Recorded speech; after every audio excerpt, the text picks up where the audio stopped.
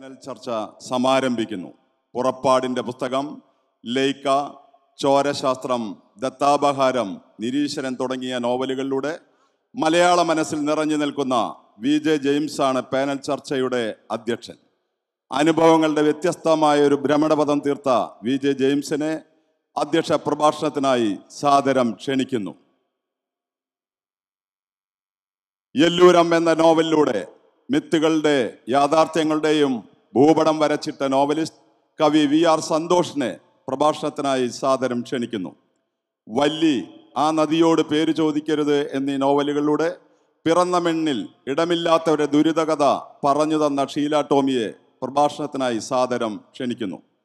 മുക്തിവാഹിനി എന്ന നോവലിലൂടെ സ്ത്രീകളുടെ പ്രതിരോധത്തെ അടയാളപ്പെടുത്തിയ ജിസ ജോസ്, ഓർമ്മകളെയും അനുഭൂതികളെയും പെൺപക്ഷ രാഷ്ട്രീയ രചനയാക്കി മാറ്റുന്ന ജിസ ജോസിനെ പ്രഭാഷണത്തിനായി സാദരം ക്ഷണിക്കുന്നു. ഗാന്ധി വധക്കേസിന്റെ പശ്ചാത്തലത്തിൽ എഴുതപ്പെട്ട 9mm ബെരേറ്റ എന്ന രാഷ്ട്രീയ നോവലിലൂടെ ചരിത്രത്തെ പുതിയ കാലവുമായി കൂട്ടിയിണക്കിയ വിനോദ് കൃഷ്ണയെ പ്രഭാഷണത്തിനായി സാദരം ക്ഷണിക്കുന്നു. സിൻ എന്ന നോവലിലൂടെ മനുഷ്യാവസ്ഥകൾക്ക് കാലദേശാന്തരങ്ങൾക്കപ്പുറമുള്ള സാർവലൗകികതയുണ്ടെന്ന് ഓർമ്മിപ്പിച്ച എഴുത്തുകാരി ഹരിത സാവിത്രിയെ പ്രഭാഷണത്തിനായി സാദരം ക്ഷണിക്കുന്നു. 1.5 മണിക്കൂറാണ് പാനൽ ചർച്ചയുടെ സമയം. മലയാള നോവൽ പുതിയ മുഖം എന്ന വിഷയത്തിൽ പാനൽ ചർച്ച സമാരംഭിക്കുന്നു. അധ്യക്ഷനെ ഹൃദയപൂർവ്വം ക്ഷണിക്കുന്നു.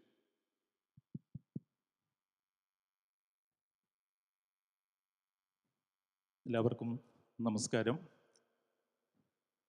1887 അപ്പു നെടുങ്ങാടി അദ്ദേഹത്തിൻ്റെ കുന്തലത എന്ന നോവൽ പ്രകാശനം ചെയ്യുന്നതിലൂടെ ആണ് മലയാള നോവൽ അതിൻ്റെ മുന്നോട്ടുള്ള കാൽവയ്പ് വയ്ക്കുന്നതെന്നാണ് പൊതുവെ നമ്മൾ സ്വീകരിച്ചിരിക്കുന്നത്. അദ്ദേഹത്തിൻ്റെ ഒരു കാലഘട്ടത്തിൽ തന്നെ ചന്തുമേനോൻ മലയാളത്തിൽ അതിനുശേഷം CV വരുന്നുണ്ട്. പിന്നീട് പല പല തലമുറകൾ ഇങ്ങനെ കടന്നു വരുന്നുണ്ട്. ഇടയ്ക്ക് നമ്മൾ തകഴിയുടെയും ദേവിൻ്റെയും പൊറ്റക്കാടിൻ്റെയും അതുപോലെയുള്ള VK-ൻ്റെയൊക്കെ ഒരു തലമുറയെ കാണുന്നു. അതിനുശേഷം പിന്നീട് OV വിജയൻ, സക്കറിയ സേതു, പുനത്തിൽ കുഞ്ഞബ്ദുള്ള, മുകുന്ദൻ തുടങ്ങിയ മറ്റൊരു തലമുറ. ആ തലമുറയ്ക്കും ശേഷം നമ്മൾ ബെന്യാമിനെയും മീരയെയും അതുപോലെ ഈ സന്തോഷ് കുമാറിനെയും സുഭാഷ് ചന്ദ്രനെയും ഒക്കെ നമ്മൾ കാണുന്നു. TD രാമകൃഷ്ണൻ തുടങ്ങിയവരെയൊക്കെ. പിന്നാലെ പുതുതലമുറയുടെ S ഹരീഷ് വരുന്നു, ബിനോയ് തോമസിനെ, അതുപോലെ പലരും, ഷിനിലാൽ ഉൾപ്പെടെയുള്ളവർ, അമൽ ഷിനിലാൽ ഉൾപ്പെടെയുള്ളവരെയൊക്കെ നമ്മൾ കാണും.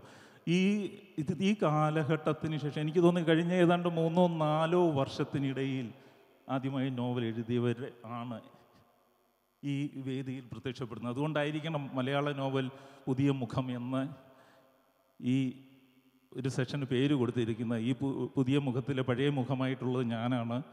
പുറപ്പാടിൻ്റെ പുസ്തകം എഴുതി അതിൻ്റെ 25ാം വാർഷികമാണ് ഈ വർഷം നടക്കുന്നത്. അപ്പം അത്രയും കുറച്ച് പഴയ മുഖമാണ്. അതിന് എത്രയോ കാലം മുമ്പ് ഞാൻ എഴുതി തുടങ്ങിയിട്ടുണ്ടാകും. നമുക്ക് ഈ സെഷനിൽ 90 മിനിറ്റാണ് അനുവദിച്ചിരിക്കുന്നത്. ഈ 6 പേര് അത് തുല്യമായിട്ട് ഏതാണ്ട് വീതിച്ചെടുത്താൽ തന്നെ 12 മിനിറ്റ് കഷ്ടിച്ച് ആളുകൾ കിട്ടും. പിന്നെ സദസ്സുമായിട്ടുള്ള ഒരു സംവാദം. അപ്പോൾ ആ നിലയിൽ ഇതിലേക്ക് കൊണ്ടുപോകുമ്പോൾ ഞാൻ അധികം സമയം ഇതിനു വേണ്ടി വിനിയോഗിക്കുന്നില്ല. എനിക്ക് തോന്നുന്നത് നമുക്ക് ഈ എഴുത്തുകാരിലേക്ക് കടന്ന് അവരുടെ എഴുത്തിനെ, കാരണം പുതിയ കാലഘട്ടത്തിലെ നോവൽ എഴുത്തിൻ്റെ പ്രത്യേകതകൾ എന്താണെന്നുള്ളതിനെ, ഈ കാലഘട്ടത്തെ എങ്ങനെയാണ് ഈ നോവലിസ്റ്റുകൾ അഭിമുഖീകരിക്കുന്നത്, അവർ പുതിയ പുതിയ വിഷയങ്ങൾ നമ്മൾ ഉയർന്നു വരുന്ന ഒരു കാലഘട്ടമാണ്. ദലിത് വിഷയം, അല്ലെങ്കിൽ LGBT, അല്ലെങ്കിൽ സ്ത്രീകളുടെ അവരുടെ തനത് സ്വത്വപരമായ പ്രശ്നങ്ങളെയൊക്കെ മുൻപില്ലാത്ത ആഴത്തിൽ അവഗാഹമായിട്ടൊക്കെ നോക്കിക്കാണുകയും രാഷ്ട്രീയമായിട്ടുള്ള പ്രതികരണങ്ങളിലേക്കൊക്കെ ഇടപെടുകയും ചെയ്യുന്ന സജീവമായ നോവലെഴുത്തിൻ്റെ ഒരു കാലഘട്ടത്തിൽ നമുക്ക് ഈ എഴുത്തുകാർക്ക് ഓരോരുത്തർക്കും അവരുടെ കൃതികളെക്കുറിച്ച് പറയുവാൻ എന്താണുള്ളത്. പിന്നെ പൊതുവായിട്ട് നോവലിനെ കുറിച്ച് നമുക്ക് ചർച്ച ചെയ്യുവാനുള്ള സമയം കിട്ടുകയാണെങ്കിൽ നമുക്ക് അതിലേക്ക് കടന്നു പോകാം. അതിനേക്കാൾ ഈ പുതിയ മുഖങ്ങളെ കൂടുതൽ ശക്തമായിട്ട് നിങ്ങളുടെ മുന്നിൽ അവതരിപ്പിക്കുക എന്നുള്ളതാണ് എനിക്ക് ചെയ്യാൻ ഇന്ന് ഞാൻ ആഗ്രഹിക്കുന്നത്. ഇതിന് പ്രത്യേക തിരഞ്ഞെടുപ്പൊന്നുമില്ല. ഒരു ഓർഡർ എന്ന് പറയുന്നത് ഞാൻ എൻ്റെ മനസ്സിൽ ചുമ്മാ കരുതിയ ഒരു ഓർഡറാണ്. അതിൻ്റെ അകത്ത് ഫസ്റ്റ് സെക്കൻഡ് തേർഡ് എന്നുള്ള യാതൊരു കൺസെപ്റ്റുമില്ല. നമുക്ക് സ്ത്രീപക്ഷത്ത് നിന്ന് ആദ്യം തുടങ്ങാമെന്ന് പറഞ്ഞാൽ ഞാൻ വിചാരിക്കുന്നത് ഷീല ടോമിയിൽ നിന്ന് അങ്ങ് തുടങ്ങിയാലോ എന്നാണ്. ഷീല ടോമിയെ നമുക്കറിയാം, 2 ശക്തമായ നോവലുകൾ, വല്ലി എന്ന നോവലിലൂടെയും അതുപോലെ ആ നദിയോട് പേര് ചോദിക്കരുത് എന്ന 2 നോവലുകൾ മലയാളത്തിന് സമ്മാനിച്ച് പെട്ടെന്ന് തന്നെ നമ്മുടെ മലയാളത്തിൻ്റെ ശ്രദ്ധയല്ല, ഇതര ഭാഷകളുടെയും ഇംഗ്ലീഷിൻ്റെയും വരെ ശ്രദ്ധ പിടിച്ചെടുക്കുവാൻ കഴിയുകയും ചെയ്ത ഒരു എഴുത്തുകാരിയാണ്, ഈ കാലഘട്ടത്തിലെ എഴുത്തുകാരിയാണ് വല്ലി. നമുക്കറിയാം, വയനാടിൻ്റെ പശ്ചാത്തലത്തിൽ ഏതാണ്ട് 1970 കാലഘട്ടത്തിൽ തുടങ്ങി ഒരു 4 തലമുറയുടെ കഥ പറയുന്ന ഒരു നോവലാണ് വല്ലി എന്ന് പറയുന്നത്. അവിടേക്ക് ആ വയനാടിൻ്റെ പശ്ചാത്തലത്തിൽ കടന്നു വരുന്ന തുമ്മിച്ചിൻ്റെയും അതുപോലെ സാറയുടെയും മകളായ സൂസൻ എഴുതിയ ഡയറി കുറിപ്പുകൾ, തൻ്റെ മകൾക്ക് ടെസ്സയ്ക്ക് വേണ്ടി എഴുതിയതെന്ന് നമുക്ക് കരുതാം. ആ ഡയറി കുറിപ്പുകളിലൂടെ വയനാടിൻ്റെ ശക്തമായ ഭൂമിശാസ്ത്രവും സസ്യശാസ്ത്രവും അവിടുത്തെ രാഷ്ട്രീയവും വിപ്ലവവും എന്ന് വേണ്ട അവരുടെ ആ സകല വേദനകളെയും അവരുടെ സന്ദിഗ്ധതകളെയും ഒപ്പിയെടുത്ത വല്ലി, അതിശക്തമായ ആ നോവൽ അത് ഇംഗ്ലീഷിലേക്ക് ട്രാൻസ്ലേറ്റ് ചെയ്യപ്പെട്ടപ്പോൾ JCB പ്രൈസ് 2022 ഷോർട്ട് ലിസ്റ്റ് ചെയ്യപ്പെട്ടതാണ്. എനിക്ക് സന്തോഷമുണ്ട്. 2021 ആൻറ്റി ക്ലോക്ക് എന്നുള്ള എൻ്റെ നോവലും JCB ഷോർട്ട് ലിസ്റ്റ് ചെയ്യപ്പെട്ടിരുന്നത്. അങ്ങനെ ഒരു സമാനത ഉള്ളതുകൊണ്ടുള്ള മറ്റൊരു സന്തോഷവുമുണ്ട്.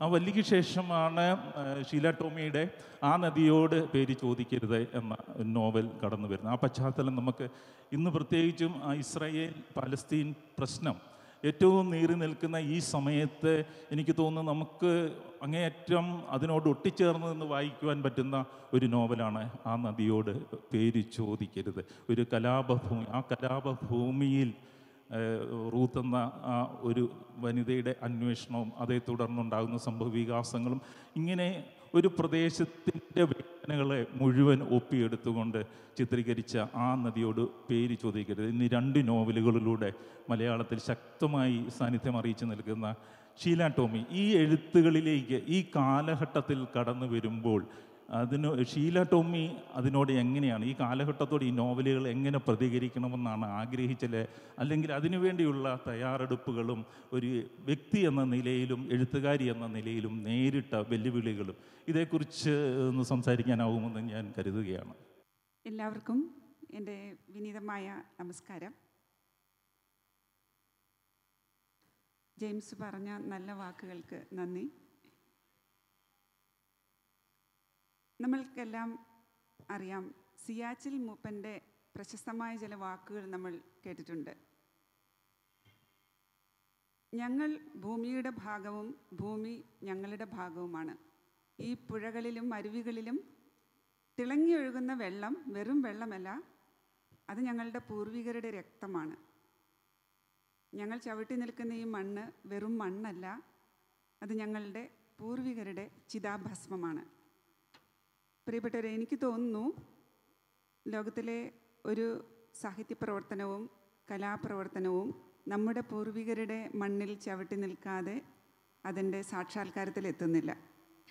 അങ്ങനെ ഒരു എഴുത്തുകാരിയായിട്ട് വളരെ താമസിച്ച് കടന്നു വന്ന ഞാൻ എൻ്റെ എഴുത്തിൻ്റെ പശ്ചാത്തലം ആദ്യമായി ഉറപ്പിച്ചത് എൻ്റെ പൂർവികരുടെ മണ്ണിൽ തന്നെയാണ്. നമുക്കറിയാം, ഇപ്പം നോവലിൻ്റെ പുതിയ മുഖം എന്ന് പറയുന്നു. തീർച്ചയായിട്ടും പുതിയ നോവൽ പഴയതിൻ്റെ തുടർച്ച തന്നെയാണ്. പഴയതിനെ ഇന്നത്തെ പുതിയ കാലത്തിനനുസരിച്ച്, പുതിയ ദേശത്തിനനുസരിച്ച്, മാറുന്ന ചരിത്ര വ്യാഖ്യാനങ്ങൾക്കനുസരിച്ച് ഒക്കെ നമ്മൾ പുതിയ എഴുത്തുകാർ തിരുത്തി എഴുതിക്കൊണ്ടിരിക്കുകയാണ്, അല്ലെങ്കിൽ അപനിർമ്മിക്കുകയാണ് എന്നാണ് എനിക്ക് തോന്നിയിട്ടുള്ളത്. ഞാൻ എൻ്റെ എഴുത്തിൻ്റെ കാലം പറഞ്ഞാൽ സ്കൂളിലും കോളേജിലും ഒക്കെ എഴുതിയിരുന്നെങ്കിലും പിന്നീട് ജോലിയിലേക്കും ജീവിതത്തിലേക്കൊക്കെ കടന്നു കഴിഞ്ഞപ്പോൾ എഴുത്ത് എൻ്റെ ഏറ്റവും അവസാനത്തെ പ്രയോറിറ്റി ആയിട്ട് മാറിയ ഒരു സമയമുണ്ടായിരുന്നു. കാരണം 3 കുഞ്ഞുങ്ങളെ വളർത്തി വലുതാക്കി അതിനിടയിൽ ജോലിയും ചെയ്ത് അങ്ങനെയുള്ള ഒരാൾക്ക് തീർച്ചയായിട്ടും എഴുത്തിലേക്ക് കടന്നു വരിക എന്നുള്ളത് വളരെ പ്രയാസമായ കാര്യമാണ്, പ്രത്യേകിച്ചും പ്രവാസത്തിലിരിക്കുന്ന ഒരു സ്ത്രീക്ക്. നേരത്തെ ജെയിംസ് സൂചിപ്പിക്കുകയുണ്ടായി എന്തെല്ലാം പ്രതിബന്ധങ്ങളിലൂടെയാണ് നമ്മൾ എഴുതിക്കൊണ്ടുവരുന്നത് എന്നൊക്കെ പറയണമെന്ന്. എനിക്ക് തോന്നുന്നു ആണെഴുത്തുകാർ ചാടിക്കടക്കുന്നതിനേക്കാൾ 100 ഇരട്ടി ഹർഡിൽസ് ചാടിക്കടന്നാണ് ഒരു പെണ്ണെഴുത്തുകാരിയും ഇന്ന് അവരുടെ രചനകൾ, അല്ലെങ്കിൽ ഏത് കലാരംഗത്ത് നിൽക്കുന്നവരും അവരുടെ രചനകളുമായിട്ട് മുന്നോട്ട് വരുന്നത്. എന്നാൽ നമുക്കറിയാം, നമ്മൾക്ക് ആദ്യകാലം മുതൽ സരസ്വതി അമ്മ മുതൽ, അല്ലെങ്കിൽ ലളിതാംബിക അന്തർജനം മുതൽ, മാധവിക്കുട്ടി മുതൽ, നമ്മുടെ സാറാ ജോസഫ് മുതൽ KR മീര വരെ, അല്ലെങ്കിൽ ഒക്കെ എത്തി നിൽക്കുന്ന എഴുത്തുകാരികൾ ആ എഴുത്തിൽ അവരുടേതായ ഇരിപ്പിടം, അല്ലെങ്കിൽ അവരുടേതായ ശബ്ദം കേൾപ്പിക്കുവാൻ കാണിച്ച ആർജവം, അതൊക്കെ എന്നിലുള്ള വായനക്കാരിക്ക് വലിയ പ്രോത്സാഹനമായിരുന്നു. അപ്പം ഈ എഴുത്തിൻ്റെ ഒരു നിശബ്ദ കാലത്തും വായനയായിരുന്നു എന്നിലെ അക്ഷരങ്ങളെ തീർച്ചയായിട്ടും ജ്വലിപ്പിച്ച് നിർത്തിയിരുന്നത് എന്നെനിക്ക് തോന്നുന്നു. അപ്പം 10-20 വർഷമായി എൻ്റെ മനസ്സിൽ ഞാൻ എഴുതിക്കൊണ്ടിരുന്ന ഒരു പുസ്തകമാണ്, അല്ലെങ്കിൽ എൻ്റെ കുഞ്ഞുങ്ങളെയൊക്കെ വളർത്തിക്കൊണ്ടിരുന്ന സമയത്തെല്ലാം എൻ്റെ മനസ്സിലുണ്ടായിരുന്ന ചിന്തകളുടെയും സ്വപ്നങ്ങളുടെയും ഓർമ്മകളുടെയും എല്ലാം ഒരു പുസ്തകമാണ് വല്ലിയായിട്ട് 2019 പുറത്തു വന്നത്. നമുക്കറിയാം, നമ്മുടെ ദേശത്തോട്, നമ്മുടെ നാടിനോട്, നമ്മളാക്കിയ മനുഷ്യരോട്, പ്രകൃതിയോട്, പ്രപഞ്ചത്തോടെല്ലാം നമുക്കുള്ള മനസ്സിലുള്ള ഒരു കടപ്പാട്, അത് ആ ദേശത്തോടുള്ള, അല്ലെങ്കിൽ നമുക്ക് ചുറ്റുമുള്ളവരോടുള്ള നമ്മുടെ സ്നേഹമായി ഒക്കെ പുറത്തു വന്ന ഒരു പുസ്തകമാണ് വല്ലി എന്ന് പറയുന്നത്. അപ്പം വയനാടിൻ്റെ പശ്ചാത്തലമായിട്ട് ഞാനൊരു നോവൽ എഴുതാൻ തീരുമാനിച്ചപ്പോൾ എൻ്റെ മുന്നിലുണ്ടായിരുന്ന പ്രധാന വെല്ലുവിളി എന്ന് പറയുന്നത് വയനാട് പശ്ചാത്തലമായി അതുവരെ രചിക്കപ്പെട്ട വളരെ ക്ലാസിക്കായിട്ടുള്ള രചനകൾ തന്നെയാണ്. പി വത്സല ടീച്ചറുടെ നെല്ലായാലും, അതുപോലെ KJ ബേബിയുടെ മാവേലി മന്ത്രം, ഇനി ആദ്യകാല കുടിയേറ്റത്തെക്കുറിച്ച് പറഞ്ഞ വിഷകന്യക അടക്കമുള്ള പുസ്തകങ്ങളെല്ലാം ഒരു പ്രതിബന്ധമായി, അല്ലെങ്കിൽ അതിനപ്പുറത്തേക്ക് ഞാൻ എന്തു പറയണമെന്നുള്ളൊരു ചിന്തയായി എൻ്റെ മുന്നിൽ നിൽക്കുമ്പോൾ, മാറി വരുന്ന വയനാടിനെ, 1970-കൾക്ക് ശേഷമുള്ള വയനാടിനെ രേഖപ്പെടുത്താൻ ഞാൻ ശ്രമിക്കുകയായിരുന്നു വല്ലിയിലൂടെ. അപ്പോൾ തീർച്ചയായിട്ടും നേരത്തെ പറഞ്ഞതുപോലെ നമ്മളുടെ പിതാക്കന്മാരുടെ ഭൂമിയിൽ നിന്നും നമ്മൾ കണ്ടെടുക്കുന്ന ചില മിത്തുകൾ, ഇതുവരെ പറഞ്ഞതും പറയപ്പെടാത്തതുമായ മിത്തുകളും ചരിത്രങ്ങളും, അതുപോലെ തന്നെ അവരുടെ കഠിനമായ ജീവിതം അവസ്ഥകളുടെ നമ്മൾക്ക് പറഞ്ഞു കേട്ട കഥകളും, ഒരു കുടിയേറ്റ ഗ്രാമത്തിൽ ഒരു വളരെ സാധാരണമായ ചുറ്റുപാടിൽ ജനിച്ചു വളർന്ന എനിക്ക് ഞാൻ നേരിൽ കണ്ട് അനുഭവിച്ച വ്യഥകളും എല്ലാം അടങ്ങുന്ന ഒരു പുസ്തകമായി അത് മാറുകയായിരുന്നു. അതോടൊപ്പം തന്നെ വയനാടാക്കി മാറ്റിയ ആരുടെ അധ്വാനം കൊണ്ടാണോ ഇന്നത്തെ വയനാട് രൂപപ്പെട്ടത്, ആ കാടിൻ്റെ മക്കളുടെ കഥയും അതിൽ ഉൾച്ചേരുകയായിരുന്നു. കാരണം ഇന്നും ഭൂമിക്ക് വേണ്ടി സമരം ചെയ്തുകൊണ്ടിരിക്കുന്ന, ഒരു തുണ്ട് ഭൂമിക്ക് വേണ്ടി ഇന്നും പോരാടിക്കൊണ്ടിരിക്കുന്ന മനുഷ്യരെ കൂടി അതിൽ ഉൾച്ചേർക്കേണ്ടതായിട്ടുണ്ട് എന്ന ഒരു വലിയ സത്യം അവിടെ അവശേഷിക്കുന്നുണ്ട്. അതിൽ നിന്നാണ് വല്ലി എന്ന പേര് തന്നെ നോവലിന് വന്നത്. നിങ്ങൾക്ക് അറിയാവുന്ന പോലെ വല്ലി എന്ന് പറഞ്ഞാൽ അതിൽ പല അർത്ഥങ്ങളുണ്ട്. വല്ലി എന്ന് പറഞ്ഞാൽ ലത, വള്ളിയാണ്. അതുപോലെ തന്നെ വല്ലി എന്ന് പറഞ്ഞാൽ ഭൂമി എന്നൊരർത്ഥമുണ്ട്. വല്ലി എന്ന് പറഞ്ഞാൽ സ്ത്രീയാണ്. അല്ലെങ്കിൽ വല്ലി എന്ന് പറഞ്ഞാൽ വയനാട്ടിൽ 1970-കൾക്ക് മുമ്പേ നിലവിലിരുന്ന ഒരു കരാർ സമ്പ്രദായമാണ്.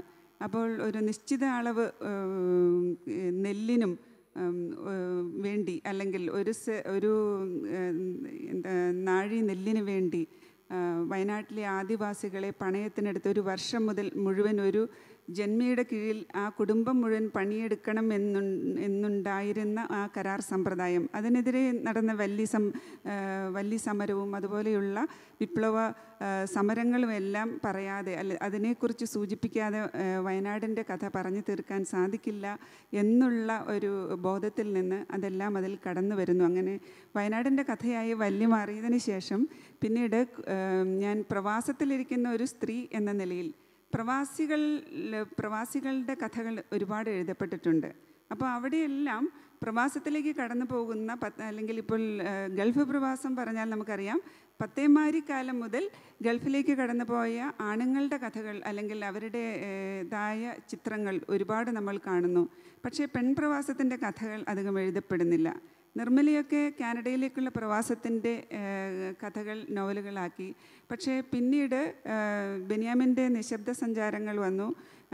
അതിലാണ് ഒരു പ്രവാസത്തിലെ പെണ്ണിനെ അടയാളപ്പെടുത്തിയതായിട്ട് കണ്ടത്.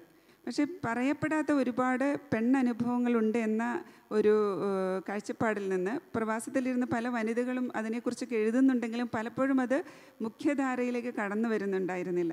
അപ്പോൾ ആ അവസരത്തിലാണ് പ്രവാസത്തിലെ പെണ്ണനുഭവങ്ങൾ എഴുതണമെന്നൊരു ചിന്തയിൽ നിന്ന് എഴുതി തുടങ്ങിയ ആ നദിയോട് പേര് ചോദിക്കരുത് എന്ന നോവൽ 2021 ചില പ്രത്യേക പരിതസ്ഥിതിയിൽ അന്ന് എൻ്റെ ജോലി സ്ഥലത്ത് ഒരു പിരിച്ചുവിടൽ നോട്ടീസ് വരികയും അതിന് പലസ്തീനിയായ എൻ്റെ സഹപ്രവർത്തകയ്ക്ക് ജോലി നഷ്ടപ്പെടുകയും അപ്പോൾ ഞങ്ങൾക്ക് തിരിച്ചു പോകാൻ ഒരു മണ്ണില്ല, ഞങ്ങളെ കാത്തിരിക്കാൻ ആരുമില്ല എന്ന് അവൾ കരഞ്ഞു പറയുന്ന ഒരവസ്ഥയിൽ ഞാൻ ആലോചിക്കുകയായിരുന്നു, ഈ പ്രവാസത്തിലേക്ക് പോകുന്ന സ്ത്രീകൾ, കേരളത്തിൽ നിന്ന് പോകുന്ന സ്ത്രീകളുടെ വ്യഥകൾ എത്രയോ തുച്ഛമാണ്, അല്ലെങ്കിൽ നമ്മൾക്കൊന്നും സങ്കല്പിക്കാൻ കഴിയുന്നതിനപ്പുറമുള്ള കഷ്ടപ്പാടുകൾ സഹിക്കുന്ന ഒരു ജനവിഭാഗം നമുക്കിടയിലൂടെ നടന്നു പോകുന്നുണ്ട്. പലപ്പോഴും നമ്മളവരെ തിരിച്ചറിയുന്നില്ല, അല്ലെങ്കിൽ ഒരു ക്രിക്കറ്റ് സ്കോർ കാണുന്നത് പോലെ, അല്ലെങ്കിൽ അത് വളരെ ലാഘവത്തോടെ, അല്ലെങ്കിൽ നമ്മൾ യുദ്ധത്തിൻ്റെ കണക്കുകൾ നമ്മളിപ്പോൾ കാണുന്നു. വെറും 40 കിലോമീറ്റർ 45 കിലോമീറ്റർ നീളമുള്ള ഒരു സ്ട്രിപ്പിൽ ഇപ്പോൾ നമ്മൾ കഴിഞ്ഞ ഒക്ടോബർ 7 ശേഷം നമ്മൾ കണ്ടു, വെറും 5 കിലോമീറ്റർ വീതിയുള്ള ഒരു ചെറിയ സ്ട്രിപ്പിൽ 23 ലക്ഷം മനുഷ്യർ നരകയാതന അനുഭവിക്കുന്ന, അല്ലെങ്കിൽ ഭക്ഷണമില്ലാതെ, വെള്ളമില്ലാതെ, മരുന്നില്ലാതെ, ജീവൻ നിലനിർത്താൻ ഉള്ള ഉപകരണങ്ങളില്ലാതെ നരകയാതന അനുഭവിക്കുന്നൊരവസ്ഥ നമ്മൾ കണ്ടു. പക്ഷെ അതിനൊക്കെ മുമ്പ് ആ നദിയോട് പേര് ചോദിക്കരുത് എന്ന നോവൽ പിറന്നു വീഴാൻ കാരണം പ്രവാസത്തിലെ എൻ്റെ സഹപ്രവർത്തകരായ പലസ്തീനികളും അതുപോലെ അറബ് വംശജരും പറഞ്ഞു തന്ന പല അനുഭവങ്ങളുടെയും അവരുടെ കഷ്ടപ്പാടുകളുടെയും ഒക്കെ അവരോട് താതാത്മ്യം പ്രാപിക്കാനുള്ള ഒരു എളിയ ശ്രമമെന്ന നിലയിൽ ഞാൻ എഴുതി വെച്ചതായിരുന്നു. അതൊക്കെ ഒരു പ്രവചന സ്വഭാവത്തോടെ ഇന്നത് വന്നപ്പോൾ ശരിക്കും ഭയങ്കര എന്താ പറയുക, സങ്കടകരമായ ഒരു കാര്യമാണ് എന്ന് പറയാതിരിക്കാൻ പറ്റില്ല. നമ്മൾ കണ്ടു, ലോകത്തിൽ എവിടെയായാലും ഇത്തരത്തിലുള്ള മനുഷ്യാവകാശ ലംഘനങ്ങൾക്കെല്ലാം ഒരേ മുഖമാണ്, അല്ലെങ്കിൽ മനുഷ്യനെ യുദ്ധത്തിൻ്റെ കെടുതികൾക്കിരയാക്കുന്ന അധിനിവേശത്തിന് എല്ലാം ഒരേ മുഖമാണ്. അത് ഇന്ത്യയെന്നോ മ്യാൻമാർ എന്നോ ടർക്കി എന്നോ ഒന്നും അതിന് മാറ്റമില്ല. അത്തരത്തിലുള്ള അധിനിവേശത്തിനിരയാകുന്ന മനുഷ്യരോട് ഒട്ടി നിൽക്കാനുള്ള ഒരു ചെറിയ ശ്രമമെന്ന നിലയിൽ ഈ യുദ്ധത്തിനും അതിൻ്റെ കെടുതികൾക്കുമെല്ലാം ഇടയിൽ മനുഷ്യസ്നേഹത്തിൻ്റെ അഗ്നി സൂക്ഷിക്കുന്ന ഒരു ജനവിഭാഗം, അല്ലെങ്കിൽ ചില നല്ല മനസ്സുകൾ അല്ലെങ്കിൽ ഇപ്പോഴും നിലനിൽക്കുന്നുണ്ട് എന്നുള്ള ഒരു ചിന്തയിൽ നിന്നാണ് ആ നദിയോട് പേര് ചോദിക്കരുത് എന്ന പുസ്തകം ഉറവെടുക്കുന്നത്. അതിൻ്റെ ടൈറ്റിൽ ഈ പറഞ്ഞതുപോലെ പ്രശസ്തനായ പലസ്തീനിയൻ കവി മഹ്മൂദ് ദർവീഷിൻ്റെ കവിതാശകലത്തോടുള്ള കടപ്പാടാണ്. അതിനുവേണ്ടി ശരിക്കും പറഞ്ഞാൽ ഞാൻ പലസ്തീനിൽ പോകാനുള്ള ഒരു ശ്രമം നടത്തിയെങ്കിലും അതിന് സാധിച്ചില്ല. ചില ടെക്നിക്കൽ പ്രോബ്ലംസൊക്കെ ഉണ്ടായി. പക്ഷേ ഒരു 6 മാസത്തോളം ആ സ്ഥലത്തെക്കുറിച്ചും അതിൻ്റെ പശ്ചാത്തലത്തെക്കുറിച്ചും അവരുടെ രാഷ്ട്രീയത്തെക്കുറിച്ചും ചരിത്രത്തെക്കുറിച്ചും അവരുടെ ജീവിത സാഹചര്യങ്ങളെക്കുറിച്ചും എല്ലാം വളരെ ആഴത്തിൽ പഠനം നടത്തിയതിന് ശേഷമാണ് അങ്ങനെ ഒരു സാഹസത്തിന് ഞാൻ മുതിർന്നത് തന്നെ. എന്നാൽ എനിക്കറിയാം, ലോകത്തിലെ 6000-ലധികം ഭാഷകൾക്കും ഒതുക്കാനാവാത്ത സങ്കടങ്ങൾ നിറഞ്ഞ ഒരു ജനവിഭാഗമാണ് അവർ. നമ്മളൊരിക്കലും ഒരു കൂടാരങ്ങളിൽ താമസിച്ചിട്ടില്ല, അല്ലെങ്കിൽ ഭക്ഷണത്തിന് വേണ്ടി ഒരു കഷ്ണം ബ്രെഡിന് വേണ്ടി നമ്മളൊന്നും ഒരിക്കലും ക്യൂ നിന്നിട്ടില്ല, അല്ലെങ്കിൽ നമ്മൾ ഓക്സിജൻ കിട്ടാതെ നമ്മൾ ആശുപത്രികളിൽ പിടഞ്ഞു മരിക്കുന്ന പ്രിയപ്പെട്ടവരെ നമ്മൾക്ക് കണ്ടു നിൽക്കേണ്ടി വന്നിട്ടില്ല. അങ്ങനെയുള്ള നമുക്കൊരിക്കലും മനസ്സിലാവാത്ത ഒരുപാട് വേദനകൾ നിറഞ്ഞ മനുഷ്യരും ഈ ലോകത്തിലുണ്ട് എന്നുള്ള ഒരു ഓർമ്മപ്പെടുത്തലായിട്ടാണ്, അല്ലെങ്കിൽ അതിനോടുള്ള ഒരു താതാത്മ്യപ്പെടലായിട്ടാണ് ആ നദിയോട് പേര് ചോദിക്കരുത് എന്ന നോവൽ പിറന്നത്. പിന്നീട് സംസാരിക്കാം. വളരെ മനോഹരമായി ഷീല ടോമി തൻ്റെ എഴുത്ത് ജീവിതത്തെ നമുക്ക് പറഞ്ഞു തരികയുണ്ടായി. ഏതാണ്ട് 10 വർഷം മനസ്സിൽ കൊണ്ടു നടന്ന അല്ലെങ്കിൽ മനസ്സിൽ എഴുതിയിട്ട നോവലാണ് വല്ലി എന്ന് ഷീല ടോമി പറയുമ്പോൾ എനിക്ക് ഓർമ്മ വരുന്നത്, ഞാൻ ഏതാണ്ട് 12 വർഷം കൊണ്ട് പൂർത്തീകരിച്ച നോവലാണ് 25 വർഷം മുൻപ് പ്രസിദ്ധീകൃതമായ പുറപ്പാടിൻ്റെ പുസ്തകം. അപ്പോൾ ഒരു എഴുത്തുകാരിക്ക് എത്ര തീവ്രമായ അനുഭവ തലത്തിലൂടെ കടന്നുപോയാലും ഒരു കൃതി പൂർത്തിയാക്കാനാവൂ എന്നുള്ളതിൻ്റെ ഒരു ദർശനമായിരുന്നു നമുക്ക് അവിടെ നിന്ന് കിട്ടിയത്. നമുക്ക് സാധാരണ നമ്മൾ ഈ ശാസ്ത്രത്തിൽ 2 തരത്തിലുള്ള അനാലിസിസുകളെ കുറിച്ച് പറയാറുണ്ട്. ഒന്ന് മൈക്രോസ്കോപ്പിക് അനാലിസിസ്, അതുപോലെ മാക്രോസ്കോപ്പിക് അനാലിസിസ് എന്ന് പറയുന്നത്. മാക്രോസ്കോപ്പിക് എന്ന് പറഞ്ഞാൽ ഒരു പ്രദേശത്തെ അല്ല ഒരു സിസ്റ്റത്തെ നമ്മൾ അതിൻ്റെ ടോട്ടാലിറ്റിയിൽ മൊത്തത്തിൽ നമ്മളതിനെ നോക്കി കാണുന്ന ഒരു കാഴ്ചയാണ് അതിൻ്റെ. എന്നാൽ അതിൻ്റെ ഏതെങ്കിലും ഒരു പ്രത്യേക ഏരിയയെ എടുത്തിട്ട്, ഒരു പ്രത്യേക സ്പോട്ടിനെ നമ്മൾ എടുത്തിട്ട് അതിനെ സൂക്ഷ്മമായിട്ട് സൂം ചെയ്ത് അതിൻ്റെ ആന്തരാവസ്ഥകളിലേക്ക് കടന്നു പോകുന്ന ഈ മൈക്രോസ്കോപ്പിക് അനാലിസിസ് എന്ന് പറയുന്നത്. ഒരുപക്ഷേ ഷീല ടോമിയുടെ എഴുത്ത് കൂടുതലും മൈക്രോസ്കോപ്പിക്, കാരണം ഒരു പ്രദേശത്തെ, കല്ലുവയിൽ എന്ന പ്രദേശത്തെ വല്ലിയിലൂടെയും അല്ലെങ്കിൽ ഇസ്രയേലിൻ്റെ ആ പാലസ്തീൻ പ്രശ്നങ്ങളുടെ ആ പ്രദേശത്തെയും മൊത്തത്തിൽ അനലൈസ് ചെയ്യുകയും അതിൻ്റെ കൂട്ടത്തിൽ തീർച്ചയായിട്ടും മൈക്രോസ്കോപ്പിക്കായിട്ടുള്ള ഒരുപാട് ഗവേഷണങ്ങൾ നടത്തുകയും ചെയ്തിട്ടുണ്ട്. ഇതുപോലെ നമ്മൾ ജിസ ജോസിലേക്ക് എത്തുമ്പോൾ കാണുന്ന ഒരു പ്രത്യേകത, ജിസ ജോസ് മൈക്രോസ്കോപ്പിക് അനാലിസിസ് ഒരുപക്ഷെ നമുക്ക് സാധ്യമാകാത്ത, ഇപ്പോൾ ഒരു വസ്തുവിനെ നമ്മൾ കാണുമ്പോൾ അതിൻ്റെ ആന്തരമായിട്ട് അതിനുള്ളിൽ എന്താണെന്ന് പ്രകടമായിട്ട് നമുക്ക് കാണാനാവാത്ത വിധത്തിലുള്ള സ്ത്രീയുടെ ജീവിതാവസ്ഥകളെ അതിനെ അപഗ്രഥിച്ച് ചെല്ലും, നമ്മളെ അമ്പരപ്പിക്കുന്ന രീതിയിലുള്ള അപഗ്രഥനമാണ്. ഞാൻ വേറെ ഒരു എഴുത്തുകാരിൽ ഞാൻ സത്യത്തിൽ കണ്ടിട്ടില്ല എന്ന് പറയേണ്ടി വരും. കാരണം മുദ്രിത വായിക്കുമ്പോഴും അതുപോലെ ആനന്ദഭാരം വായിക്കുമ്പോഴും മുക്തിവാഹിനി വായിക്കുമ്പോഴും ഒക്കെ നമ്മൾ കാണുന്നത് ഈ സ്ത്രീകളെല്ലാം വ്യത്യസ്തരായി നിലനിൽക്കെ തന്നെ അവരുടെ നമുക്കൊരുപക്ഷെ ഒരു പുരുഷനെന്ന കാഴ്ചപ്പാടിലോ സ്ത്രീ എന്ന കാഴ്ചപ്പാടിലോ മറ്റൊരു സ്ത്രീ അനുഭവിച്ചിരിക്കാം എന്ന് നമ്മൾ ഒരിക്കലും ചിന്തിക്കാത്ത അവസ്ഥകളിലൂടെ കടന്നു പോകുന്ന ഒരു സൂക്ഷ്മ ദർശനം അത് സാധ്യമാകുന്നുണ്ട്. ഇപ്പോൾ മുദ്രിത എന്ന നോവൽ എടുക്കുകയാണെങ്കിൽ ആ മുദ്രിത നമുക്ക് അത് വെളിച്ചം എവിടെ നിന്നും വന്നുവെന്നോ എവിടേക്ക് പോകുന്നുവെന്നോ അറിയാത്ത വിധത്തിൽ ഈ മുദ്രിതയെ നമുക്ക് ഇന്നും ഒരു പ്രഹേളികയായി നമ്മളത് വായിച്ചു കഴിയുമ്പോഴും ആ മുദ്രിത എന്ന കഥാപാത്രം നമുക്കൊരു പ്രഹേളികയാണ്. അതുപോലെ മുക്തിവാഹിനിയിൽ വരുമ്പോൾ അതിലെ താരാപ്രിയദർശിനിയും ഇതുപോലെ താരാപ്രിയദർശിനിയും അപഹരിക്കപ്പെട്ടു പോയെന്ന് നമുക്ക് എവിടെയാണെന്ന് നമുക്കറിയത്തില്ല. ഇങ്ങനെ അപഹരിക്കപ്പെട്ടു പോയ സ്ത്രീകൾ അവർ സ്വയം വീണ്ടെടുക്കുന്നതിൻ്റെ ശക്തമായ കഥകൾ കൂടിയാണ് ഈ മുക്തിവാഹിനിയിൽ. അതുപോലെ ആനന്ദഭാരത്തിലെ കഥാപാത്രം രത്നമേഖല എന്ന കഥാപാത്രം വിപിനൻ, വിനോദിനി, അതുപോലെ അവളുടെ കൂട്ടുകാരിയായിട്ട് വരുന്ന പരിമളം, ഈ കഥാപാത്രങ്ങളുടെയൊക്കെ ഉള്ളറകളിലൂടെയുള്ള ഈ സഞ്ചാരം സത്യം പറയാം അമ്പരപ്പിക്കുന്ന ആ സഞ്ചാരം എങ്ങനെയാണ് ഈ ഒരു നോട്ടക്കാഴ്ചയിലൂടെ പ്രത്യേകിച്ചും സ്ത്രീകൾ, ഈ പുരുഷന്മാരെ അനലൈസ് ചെയ്യുന്നുണ്ട്, പക്ഷേ ഈ സ്ത്രീകളുടെ അപഗ്രഥനം, സ്ത്രീ മനസ്സിൻ്റെ, സ്ത്രീ പ്രശ്നങ്ങളുടെ, അവരുടെ ശാരീരികവും മാനസികവും ആത്മീയവുമായ സർവ്വ അന്തരാളങ്ങളിലൂടെയും കടന്നു പോകുന്ന ഈ ഒരു അവഗാഹമായ യാത്ര എങ്ങനെയാണ് സാധ്യമാകുന്നത്? അതേക്കുറിച്ച് സംസാരിക്കുമോ? എല്ലാവർക്കും നമസ്കാരം. ഒരുപാട് സന്തോഷം ഇത്രയും നല്ല വാക്കുകൾക്ക്. അപ്പോൾ പൊതുവെ ഞാൻ എൻ്റെ നോവലുകളെക്കുറിച്ച് പറയുന്നതിന് മുൻപ് വേറെ 1-2 കാര്യം സൂചിപ്പിക്കുകയാണ്. ഒന്നാമത് ഈ വേദി ഇവിടെ ഒരു 3 സ്ത്രീകളും 3 പുരുഷന്മാരുമാണ്. അപ്പോൾ എനിക്ക് തോന്നുന്നത് ഞാൻ പല കഥകളിലും ഗീതാഹിരണിനൊക്കെ ഒരു കഥ ഓർമ്മിക്കുകയാണ്. വെച്ചാൽ ഇതുപോലെ ആണുങ്ങൾ മാത്രമുള്ളൊരു വേദിയിൽ ഒറ്റപ്പെട്ടിരിക്കേണ്ടി വരുന്ന സ്ത്രീകളുടെ അനാഥത്വം, അവരനുഭവിക്കുന്ന അന്യവൽക്കരണം, അതിനെക്കുറിച്ച് അത്തരം പ്രതിസന്ധികൾ. അപ്പോൾ എനിക്ക് തോന്നുന്നു പുതിയ കാലം സ്ത്രീകളെ കൂടുതലായിട്ട് അംഗീകരിക്കുന്നുണ്ട്. മലയാളത്തിലെ പ്രത്യേകിച്ചും നോവലിൻ്റെ പുതിയ മുഖം എന്ന് പറയുമ്പോൾ ഞാനടക്കം ഈ 3 പേര് ഇവിടെ ഇരിക്കുന്നു എന്നുള്ളത് വളരെ അഭിമാനമുള്ള ഒരു കാര്യമാണ്. ഇപ്പോൾ ഷീല പറഞ്ഞ പോലെ ഒരുപാട് കാലം ബ്രേക്ക് എന്നുവെച്ചാൽ പുതിയ മുഖം എന്ന് പറയുമ്പോൾ എൻ്റെ അടുത്ത് ഒരാൾ ചോദിച്ചതാണ്, നിങ്ങൾ പുതിയ ആളുകൾ എന്നുവെച്ചാൽ പുതിയ മുഖം എന്ന് പറയുമ്പോൾ വളരെ ചെറുപ്പക്കാരായിട്ടുള്ള ആൾക്കാരെയൊക്കെ ആയിരിക്കാം ചിലപ്പം ഓഡിയൻസ് പ്രതീക്ഷിക്കുക എന്നുള്ള രീതിയിൽ എന്നോട് ഒരാൾ പറഞ്ഞു, തമാശയായിട്ട് പറഞ്ഞതാണ്. അപ്പോൾ എനിക്ക് തോന്നുന്നു നോവലിൻ്റെ പുതിയ മുഖം എന്ന് പറയുന്നത് ഏറ്റവും പുതിയതായി വളരെ വൈകി എഴുതാൻ തുടങ്ങിയവരാണ്. ഇപ്പോൾ നേരത്തെ പറഞ്ഞു കഴിഞ്ഞു 20-നൊക്കെ ശേഷമാണ് നമ്മളുടെയൊക്കെ നോവലുകൾ വന്നിട്ടുള്ളത്. അപ്പോൾ മലയാള നോവലിൻ്റെ പുതിയ മുഖം എന്ന് തന്നെ അതും ഞാൻ അഭിമാനത്തോടെ പറയുകയാണ്. നമ്മളെല്ലാവരും മലയാള നോവലിന് ഒരു പുതിയ ഭാവുകത്വം ഏതെങ്കിലുമൊക്കെ രീതിയിൽ തന്നവരാണെന്നുള്ളത് തന്നെ പറയുന്നു.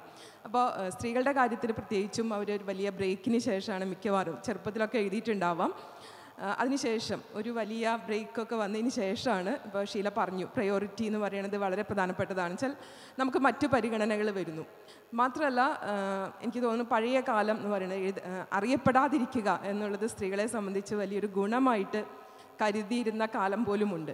അപ്പോൾ അത്തരമൊരു കാലത്തു നിന്നൊക്കെയാണ്, അല്ലെങ്കിൽ അതിൻ്റെയൊക്കെ കുറച്ച് അവശിഷ്ടങ്ങൾ ബാക്കിയുണ്ടായിരുന്ന ഒരു കാലത്തു നിന്നാണ് നമ്മളൊക്കെ വളർന്ന് അല്ലെങ്കിൽ വലുതായി വരുന്നത്. മീൻസ് ആ ഒരു കാലത്താണ് നമ്മൾ തുടങ്ങിയതെന്ന് വേണമെങ്കിൽ പറയാം. അപ്പോൾ മുൻഗണനകൾ മറ്റ് കാര്യങ്ങൾക്കാണ്. എഴുത്ത് വായന എന്നൊക്കെ പറയുന്നത് വളരെ അപ്രധാനമായ കാര്യമാണ് സ്ത്രീകളെ സംബന്ധിച്ച്. അതുകൊണ്ട് തന്നെ എഴുതുക എന്നുള്ളത് തന്നെ പലരും പറഞ്ഞ കാര്യമാണ്, സ്ത്രീകളെ സംബന്ധിച്ച് ഒരു വിധ്വംസക പ്രവർത്തനമാണ് എന്ന് പറയാറുണ്ട്. അപ്പോൾ സ്വാഭാവികമായിട്ട് എനിക്ക് തോന്നുന്നു പുരുഷന്മാരെക്കാൾ ഇരട്ടി അധ്വാനിച്ചിട്ടാണ് സ്ത്രീകൾ അവരുടെ എഴുത്തുകൾ പുറത്തേക്ക് കൊണ്ടുവരുന്നത്. അത് മാനസികമാവാം, പലതരത്തിലുള്ള പ്രതിസന്ധികളെ അതിജീവിച്ചിട്ട് വേണം സ്ത്രീകൾക്ക് എഴുതാൻ എന്നുള്ളത് ഒട്ടും സംശയമില്ലാത്ത കാര്യമാണ്.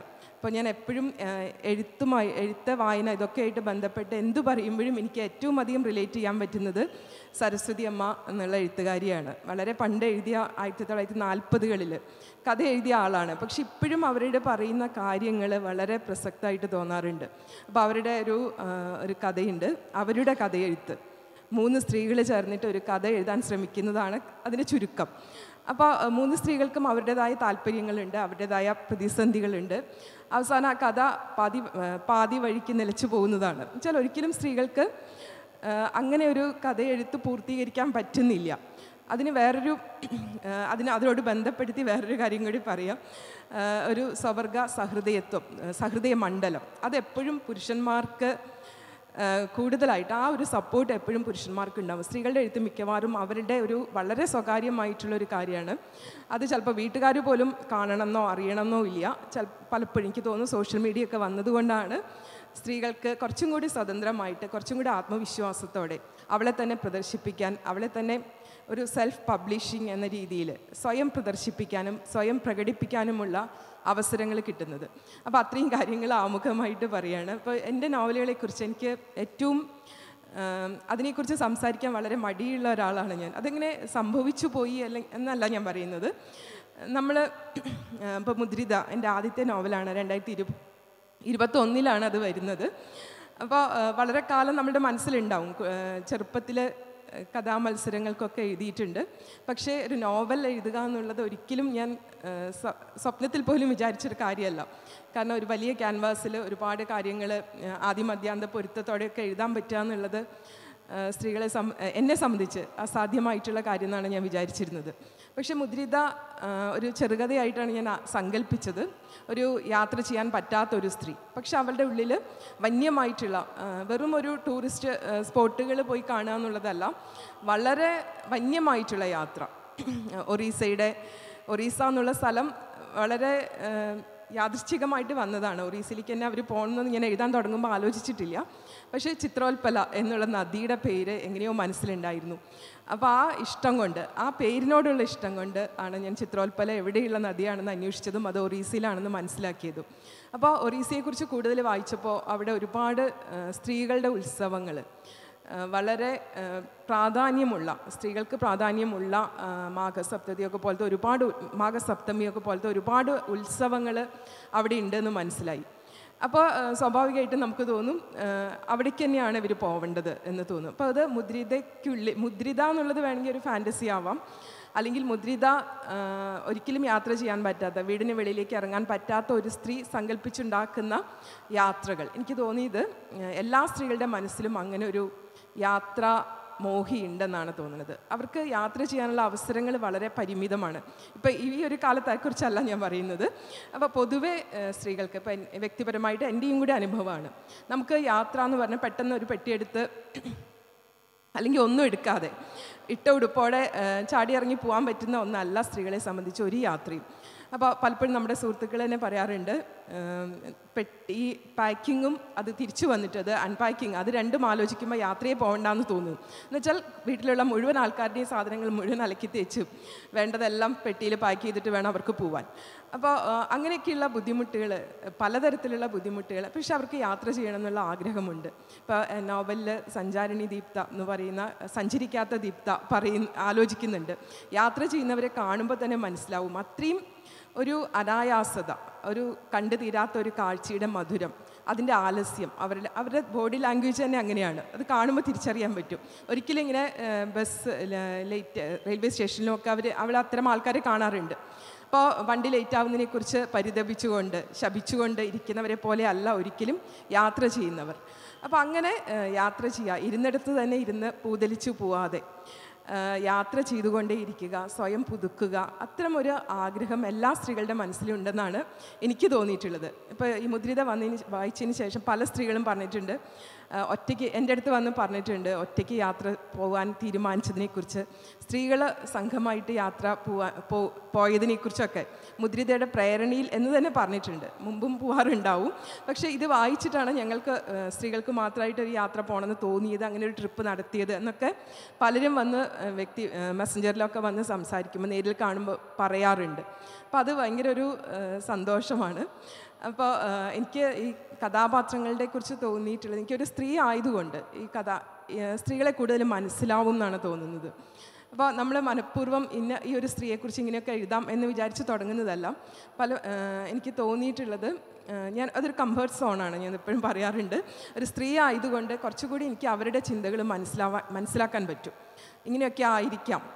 എപ്പോഴും നമ്മൾ പുരുഷന്മാർ സൃഷ്ടിച്ചിട്ടുള്ള സ്ത്രീകൾ ശരിക്കുള്ളതല്ല എന്നല്ല ഞാൻ പറയുന്നത്, പക്ഷെ അവരെപ്പോഴും ഒരു കാഴ്ചക്കാരെ പോലെയാണ് സ്ത്രീകളുടെ മനസ്സും സ്ത്രീകളെയും കാണുന്നത്. അപ്പോൾ മാറി നിന്ന് കാണുകയാണ് ചെയ്യുന്നത്. അപ്പോൾ എനിക്കൊരു സ്ത്രീ ആയതുകൊണ്ട് അവരുടെ ഉള്ളിലേക്കും മനസ്സിലേക്കും ഒക്കെ കുറച്ചും കൂടി കടന്നു ചെല്ലാൻ സാധിച്ചേക്കും. ഇത്തരം സാഹചര്യങ്ങളിൽ എപ്പോഴും എനിക്ക് എപ്പോഴും എൻ്റെ അടുത്ത് പലരും ചോദിച്ചിട്ടുള്ളൊരു കാര്യമാണ് സ്ത്രീകൾക്കിടയിലെ വിദ്വേഷം, അവർക്കിടയിലുള്ള അസൂയ, അത്തരം കാര്യങ്ങൾ. വെച്ചാൽ സ്ത്രീകൾ തമ്മിൽ ഭയങ്കര സുഹൃത്ത് ബന്ധമാണ്, അവർ ഭയങ്കര അമ്മ, സഹോദരി, അങ്ങനത്തെയൊക്കെ റോളുകളിൽ സ്ത്രീകൾ വളരെ ത്യാഗിനികളാണ്. അപ്പോൾ അങ്ങനെയല്ല, അവർ യഥാർത്ഥത്തിൽ അങ്ങനെയല്ല എന്ന് തന്നെയാണ് എനിക്ക് തോന്നുന്നത്. ഒരു സ്ത്രീ എന്നുള്ള നിലയിൽ അമ്മ, അങ്ങനെ എല്ലാ രീതിയിലും എനിക്കത് പറയാൻ പറ്റും. അവരുടെ ഉള്ളിലും ഇത്തരം വികാരങ്ങളുണ്ട്. അപ്പോൾ സ്ത്രീകൾക്കിടയിൽ ഉള്ള നീരസം, അവർക്കിടയിലുള്ള സ്നേഹം, അതൊക്കെ വളരെ വ്യക്തമായിട്ട് ഒരു സ്ത്രീ എന്നുള്ള നിലയിൽ കൂടുതലായിട്ട് അറിയാൻ പറ്റും, അനുഭവിച്ച് തന്നെ അറിയാൻ പറ്റും എന്നാണ് തോന്നുന്നത്. ഈ കഥാപാത്രങ്ങളൊന്നും എൻ്റെ മുൻപിൽ അവർക്കൊന്നും മാതൃകകളില്ല, പക്ഷേ അവരുടെ ഏതെങ്കിലുമൊക്കെ അംശങ്ങൾ ഏതെങ്കിലുമൊക്കെ ആയിട്ട് എനിക്ക് അവരെ പരിചയമുണ്ട്. അപ്പോൾ അവരെക്കുറിച്ച് എഴുതുമ്പോൾ അവർ ഇത്തരം സന്ദർഭങ്ങളിൽ ഇങ്ങനെയൊക്കെ ആയിരിക്കും ചിന്തിക്കുക എന്ന് ഞാൻ ആലോചിക്കുകയാണ് ചെയ്യുന്നത്, അത് എഴുതുകയാണ് ചെയ്യുന്നത്. സോണിയ റഫീഖിൻ്റെ ഒരു നോവലിലാണ്, പെൺകുട്ടികളുടെ വീട് എന്നുള്ള നോവലിലാണ് പറയുന്നത്, ലോകത്ത് എല്ലാ മനുഷ്യർക്കും ഒരു ഭാഷ മതിയായിരുന്നു എന്ന് പറയുന്നുണ്ട്. അപ്പോൾ പക്ഷികൾക്കും മൃഗങ്ങൾക്കും ഒക്കെ എല്ലായിടത്തും ലോകം മുഴുവൻ ഒരേ ഭാഷയാണ്, അതേപോലെ മനുഷ്യർക്കും ഒരു ഭാഷ മതിയായിരുന്നു എന്നൊരു കഥാപാത്രം ആലോചിക്കുന്നുണ്ട്. അപ്പോൾ എനിക്ക് തോന്നിയിട്ടുള്ളത് ലോകത്ത് എല്ലായിടത്തും സ്ത്രീകൾക്ക് ഒരു ഭാഷയാണുള്ളത്. അവരനുഭവിക്കുന്ന ദുരന്തങ്ങൾക്കും ദുരിതങ്ങൾക്കും സന്തോഷങ്ങൾക്കും ഒക്കെ സമാനതകളുണ്ട്.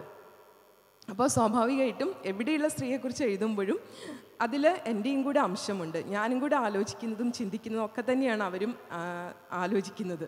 അപ്പോൾ അതുകൊണ്ട് തന്നെ അത് പകർത്തുക എന്നുള്ളത് എന്നെ സംബന്ധിച്ച് വളരെ എളുപ്പമായിട്ട് എനിക്ക് തോന്നാറുണ്ട്.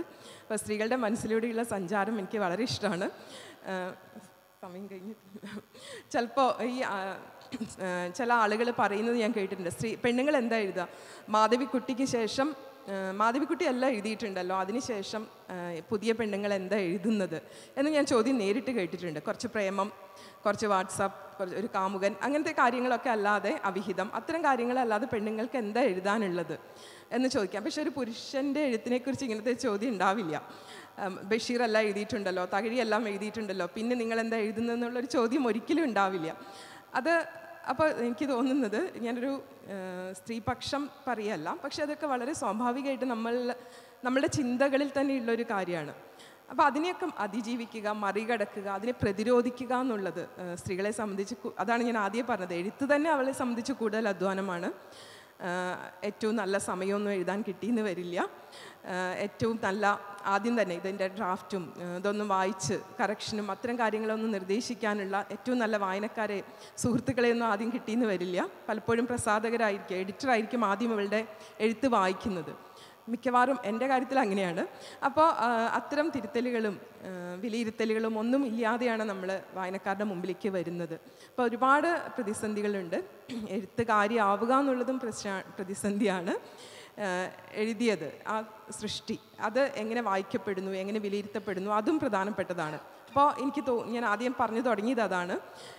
സ്ത്രീകൾ, മാധവിക്കുട്ടി എല്ലാം എഴുതി കഴിഞ്ഞു, ഈ പുതിയ പെണ്ണുങ്ങൾക്ക് ഒന്നും എഴുതാനില്ല, അല്ലെങ്കിൽ അവരെ അനുകരിക്കുകയാണെന്നൊക്കെയുള്ള ആരോപണങ്ങളെ വളരെ ക്രിയാത്മകമായിട്ട് സ്ത്രീകൾ മറികടക്കുന്നുണ്ട്. അതിൻ്റെ തെളിവാണ് ഇപ്പോൾ ഇവിടെ ഇരിക്കുന്ന 3 സ്ത്രീകളും തന്നെ ഞാൻ വിചാരിക്കുന്നു. മലയാളത്തിലെ നോവലിൻ്റെ പുതിയ മുഖം എന്ന് പറയുന്നത് എല്ലാ മേഖലകളിലേക്കും സ്ത്രീകൾ വളരെ ശക്തമായിട്ട് കടന്നു വരുന്നുണ്ട്. എഴുത്തിൻ്റെ മേഖലകളിൽ ഇപ്പോൾ പ്രാദേശികമായിട്ടുള്ള സംസ്കൃതി, വല്ലി പോലത്തെ നോവലുകൾ, അതേപോലെ തന്നെ അവിടെ നിന്നുകൊണ്ട് തന്നെ ഗ്ലോബലായിട്ടുള്ള ഇഷ്യൂസ് ചർച്ച ചെയ്യാൻ പറ്റുന്നുണ്ട്. വലിയ പാരിസ്ഥിതിക പ്രശ്നങ്ങളും ഒക്കെ ലോകം മുഴുവനുള്ള പ്രശ്നങ്ങളാണ്. പക്ഷേ ഈ വയനാടിൻ്റെ ഒരു പശ്ചാത്തലത്തിൽ നിന്നുകൊണ്ട് അത്തരം കാര്യങ്ങളെക്കുറിച്ച് പറയാൻ പറ്റുന്നു. അതേപോലെ അപരിചിതമായിട്ടുള്ള ഭൂമികകളിലേക്ക് വളരെ സധൈര്യം സ്ത്രീകളുടെ എഴുത്ത് കടന്നു ചെല്ലുന്നുണ്ട്. സിൻ പോലത്തെ നോവലുകൾ, ആ നദിയോട് പേര് ചോദിക്കുക, അതൊക്കെ ഉദാഹരണമാണ്. അപ്പോൾ മലയാളത്തിലെ ഏറ്റവും ശക്തമായിട്ടുള്ള എഴുത്തിൻ്റെ ഒരു മുഖം എന്ന് പറയുന്നത് ഞാൻ സ്ത്രീകളുടെ തന്നെയാണെന്നാണ് എൻ്റെ ഒരു, നിങ്ങളുടെ ഒന്നും എഴുത്തിനെ മോശമായിട്ട് പറയുന്നതല്ല, പക്ഷേ മുൻപില്ലാത്ത വിധം സ്ത്രീകളുടെ എഴുത്ത് വളരെ അതിശക്തമായിട്ട് വരുന്നുണ്ട്. വ്യത്യസ്തമായിട്ടുള്ള അനുഭവ തലങ്ങൾ അത് ആവിഷ്കരിക്കുന്നുണ്ട്. എനിക്ക് തോന്നുന്നു നല്ല രീതിയിലുള്ള വായന മാത്രമാണ് ഇനി ശരിക്കും ആവശ്യമുള്ളത്. ആ പെണ്ണുങ്ങളുടെ എഴുത്ത് എന്നുള്ള ഒരു രീതിയിൽ മാറ്റി നിർത്താതെ, തരം താഴ്ത്താതെ അതിനെ കൃത്യമായിട്ട് വായിക്കുക, പിന്തുടരുക. ശരിക്കും നിങ്ങളെ വിസ്മയിപ്പിക്കുന്ന അനുഭവ ലോകം ആ നോവലുകളിലുണ്ട് എന്നുള്ളത് എനിക്ക്, എൻ്റെ നോവലുകൾ ഒഴിവാക്കിയാൽ തന്നെ എനിക്ക് മറ്റു നോവലുകൾ വെച്ചിട്ട് തീർച്ചയായിട്ടും പറയാൻ പറ്റും. അത് ഒരുപാട് സന്തോഷമുള്ള കാര്യമാണ് ഒരു സ്ത്രീ എന്നുള്ള നിലയിൽ. എന്നെ സംബന്ധിച്ച് ഞാൻ വളരെ വൈകി എഴുത്തിൽ വന്ന ആളാണ്. കുറച്ച് സമയം 3-4 വർഷമേ ആയിട്ടുള്ളൂ, 4ാമത്തെ വർഷമാണെന്ന് വേണമെങ്കിൽ പറയാം. അപ്പോൾ ആ ഒരു കുറഞ്ഞ സമയം കൊണ്ട് ഇത്രയും നോവലുകൾ എഴുതാൻ പറ്റി എന്നുള്ളതും എന്നെ സംബന്ധിച്ച് വളരെ വ്യക്തിപരമായിട്ടുള്ളൊരു അഭിമാനം തന്നെയാണ്. അത് വായിക്കപ്പെടുന്നു, കുറച്ച് പേരെങ്കിലും അത് വായിക്കുന്നു, അത് ചർച്ച ചെയ്യുന്നു എന്നുള്ളതും സന്തോഷകരമായിട്ട് തന്നെ കാണുന്നു.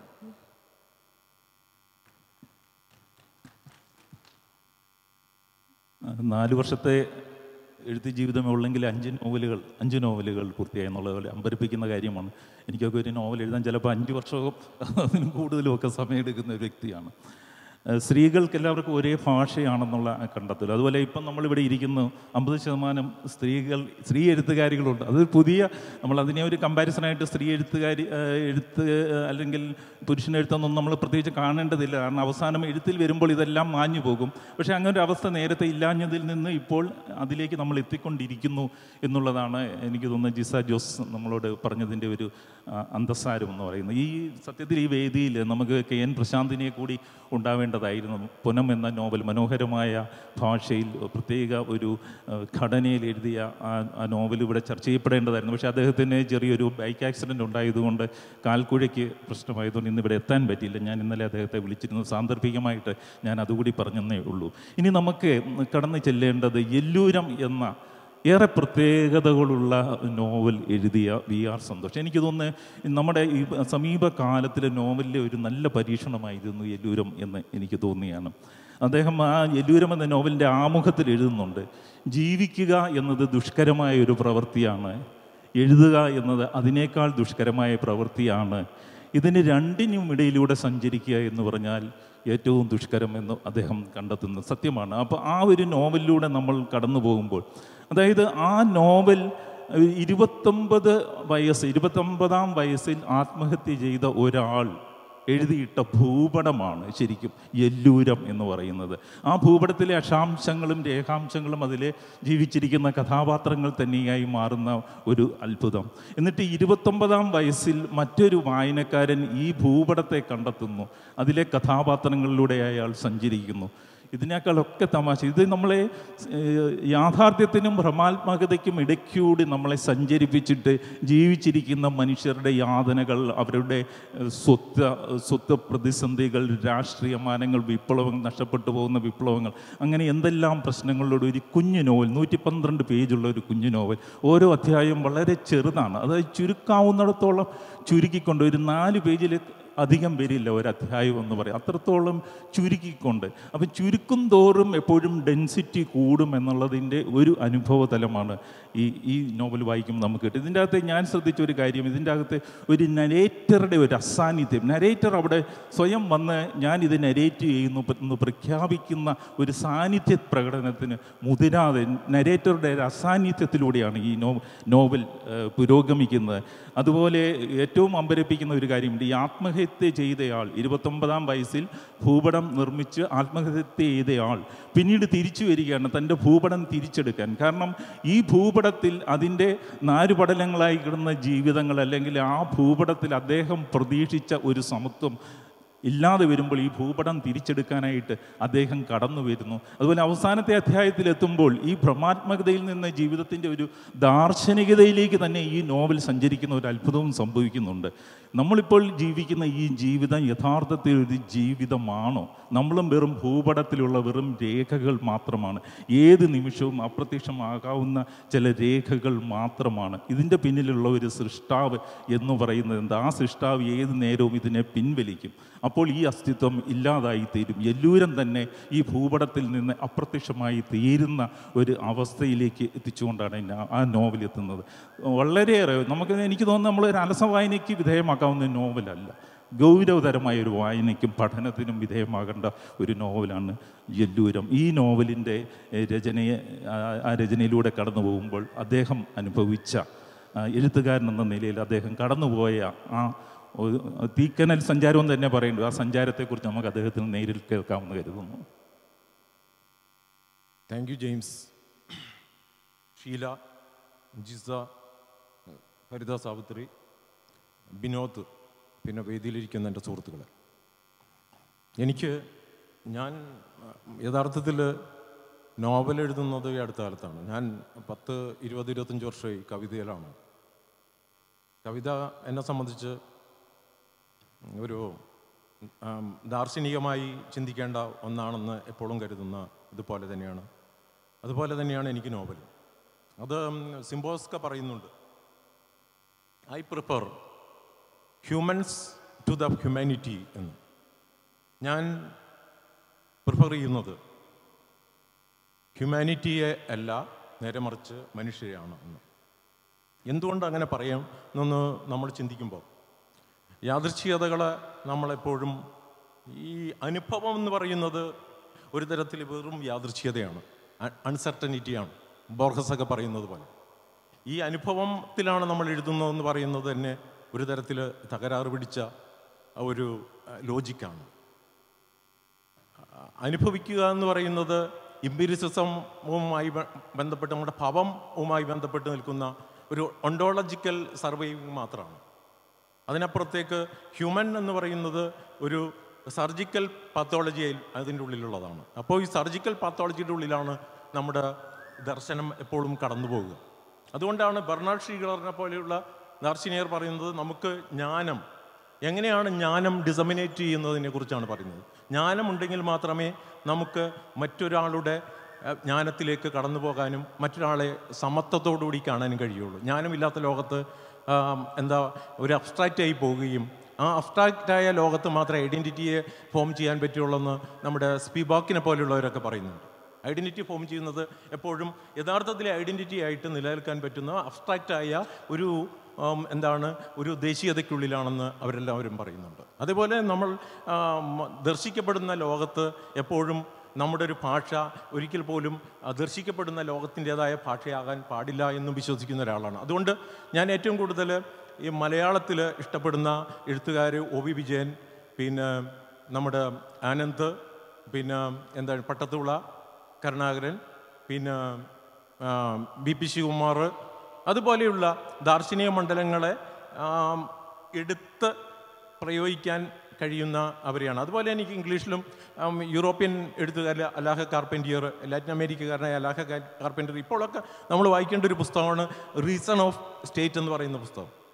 അപ്പോൾ അതേപോലെയുള്ള റൈറ്റേഴ്സിനെയാണ്. അതേപോലെ ആൻഡ്രോ ബാർബ, പിന്നെ സിമോൺ, അല്ലെങ്കിൽ ഫിലോസഫിയിലെ സിമോണ്ടോ. അതുപോലത്തെ ഞാൻ ഏറ്റവും കൂടുതൽ വായിക്കാൻ ഇഷ്ടപ്പെടുന്നത് ഈ ഫിലോസഫിയും പകുതി ഫിക്ഷനും മാത്രം വായിക്കുന്ന ഒരാളാണ്. ഒരു 6 മാസം ഫിലോസഫി വായിക്കുകയാണെങ്കിൽ 6 മാസം ഫിക്ഷൻ വായിക്കുകയും അതിനിടയിൽ ദാർശനിക ചിത്രങ്ങൾ വരയ്ക്കാൻ ശ്രമിക്കുന്ന ഒരാളാണ്. അപ്പം അതിൻ്റെ ഉള്ളിൽ വരുന്ന കവിതകളും അങ്ങനെയാണ് ഞാൻ പോയിക്കൊണ്ടിരിക്കുന്നത്. എനിക്ക് ഇപ്പോൾ നോവൽ എഴുതണോ അല്ലെങ്കിൽ കവിയാകണോ അല്ലെങ്കിൽ പെയിൻ്ററാകണോ എന്നോ ഒരു ധാരണയില്ല. എന്ന് വെച്ചിട്ടുണ്ടെങ്കിൽ നമ്മളെപ്പോഴും ഒരു മിക്സഡ് കൾച്ചറിൻ്റെ ഉള്ളിലാണ് നിൽക്കുന്നത്. പണ്ടാണ് പറയുന്ന ലോകത്ത് നമ്മൾ കഥാകൃത്തായിരിക്കുക, നോവലിസ്റ്റായിരിക്കുക, അല്ലെങ്കിൽ ചിത്രകാരനായിരിക്കുക എന്ന് പറയുന്നത്. ഈ യൂറോപ്പിലെ പല റൈറ്റേഴ്സിനെ നമ്മൾ നോക്കിക്കഴിഞ്ഞാൽ ഇപ്പോൾ എഴുതുന്ന ഇപ്പം ആൻഡ്രോ ബാർബ, എനിക്ക് നേരിട്ട് ഇമെയിൽ ബന്ധമുള്ള ഒരു റൈറ്ററാണ് ആൻഡ്രോ ബാർബ. ആൻഡ്രോ ബാർബയുടെ ഇലുമിനസ് റിപ്പബ്ലിക് എന്ന് പറയുന്ന നോവലെടുത്ത് നമ്മൾ വായിക്കേണ്ടതാണ്. ആൾ ഫിലോസഫിയാണ് പഠിച്ചിട്ടുള്ളത്. ലോകത്തെല്ലാവരും തന്നെ ഇപ്പോൾ ഫിലോസഫി പഠിച്ചിട്ടുള്ള ആൾക്കാരാണ് നോവൽ എഴുതാൻ പോകുന്നത്. ഇപ്പോൾ നിസാറൊക്കെ ഈ അടുത്ത കാലത്ത് പറയുന്നുണ്ട്, നിസാർ അഹമ്മദ് പറയുന്നുണ്ട് നോവൽ എഴുതണം എന്ന് പറയുന്നുണ്ട്. കാരണം ഫിലോസഫി എന്ന് വെച്ചിട്ടുണ്ടെങ്കിൽ നമുക്ക് ഫിലോസഫൈസ് ചെയ്യാൻ കഴിയുക എന്നുള്ളതാണ് ഏറ്റവും വലിയ നമ്മുടെ ഒരു ആർജിക്കുന്ന ഒരു സൈദ്ധാന്തിക ലോകം തന്നെ ഫിലോസഫിയുടെ തന്നെയാണ്. അപ്പോൾ ഈ ഫിലോസഫി ഇല്ലെങ്കിൽ നമുക്കൊന്നും ചെയ്യാൻ പറ്റില്ല. നമ്മളിപ്പോൾ പറയുന്ന പല നോവലുകളും നമ്മൾ മലയാളത്തിലേക്ക് ഇപ്പോൾ നമ്മൾ പലപ്പോഴും കാണുന്ന നോവലുകൾ എയർപോർട്ട് നോവലും കുറച്ച് പണ്ട് നമ്മൾ മുട്ടത്തവർക്കി എന്നൊക്കെ പറയുന്ന ഒരു കളിയാക്കി വിട്ടിരുന്ന അവരുടെ സാധനങ്ങളെടുത്തുകൊണ്ട് മാത്രം എഴുതുന്ന മൃദാവിലുള്ള ഭാഷയുടെ ഭാഷയുടെ ലക്കോണിക്കായ എഡ്ജിനെ കണ്ടെത്താൻ കഴിയാത്ത എഴുത്തുകളാണ് നമ്മുടെ പലപ്പോഴും സംഭവിച്ചുകൊണ്ടിരിക്കുന്നത്. ഇതിനെയാണ് നമ്മൾ ആഘോഷിച്ചുകൊണ്ടിരിക്കുന്നത്. Writing is not a camouflage. Writing ഒരു കാമോഫ്ലാഷ് അല്ല റൈറ്റിംഗ്. പക്ഷേ ഇപ്പോൾ മലയാളത്തിൽ വന്നുകൊണ്ടിരിക്കുന്നത് റൈറ്റിംഗ് ഒരു കാമോഫ്ലാഷ് ആയിക്കൊണ്ടിരിക്കുകയാണ്. എന്ന് വെച്ച് കഴിഞ്ഞാൽ നമുക്ക് ഒരു ക്രിപ്റ്റോ ഐഡിയോളജിയുടെ ഉള്ളിലാണ് നമ്മൾ സഹവസിക്കുന്നത്. ക്രിപ്റ്റോ ഐഡിയോളജിയുടെ ഉള്ളിൽ സഹവസിക്കുന്നതുകൊണ്ട് നമുക്ക് ഗിഫ്റ്റുകളോട് നമ്മൾ കടപ്പെട്ടിരിക്കുന്നു. നമ്മുടെ എഴുത്തുകാർ പലരും ഗിഫ്റ്റിനോട് കടപ്പെട്ടിരിക്കുന്നത്. ദെറീദ പറഞ്ഞിട്ടുണ്ട്, ഗിഫ്റ്റ് വാങ്ങുന്ന ഒരാൾക്ക് ഒരിക്കൽ പോലും മറ്റൊന്ന് പറയാൻ കഴിയില്ല. നേരെ മറിച്ച് ഗിഫ്റ്റിൻ്റെ ഓറിയൻറ്റേഷനുള്ളിൽ മാത്രമേ ജീവിക്കാൻ കഴിയുള്ളൂ. അവൻ സത്യം പറയില്ല എന്നാണ് പറയുന്നത്. ഇത് ഞാൻ പറയുന്നതല്ല, ദെറീദ. നിങ്ങൾക്ക് വായിക്കാം. നിങ്ങൾക്ക് ദെറീദയുടെ ഗിഫ്റ്റിനെ കുറിച്ചുള്ള ലേഖനം നമ്മുടെ സൈറ്റിൽ ഇപ്പോൾ അടിച്ചാലും കിട്ടും. നിങ്ങൾക്ക് വായിച്ചു നോക്കാൻ കഴിയുന്ന ഒരു സാധനമാണ്. അപ്പോൾ ഇത്തരത്തിലുള്ള നമ്മുടെ ലോകത്തിനിടയിൽ നമ്മളെങ്ങനെയാണ് ഏറ്റവും ദാർശനികമായിരിക്കുക, ഏറ്റവും ഷഫലായിരിക്കുക, ഏറ്റവും മിനിമലായിരിക്കുക എന്ന് പറയുന്നത്.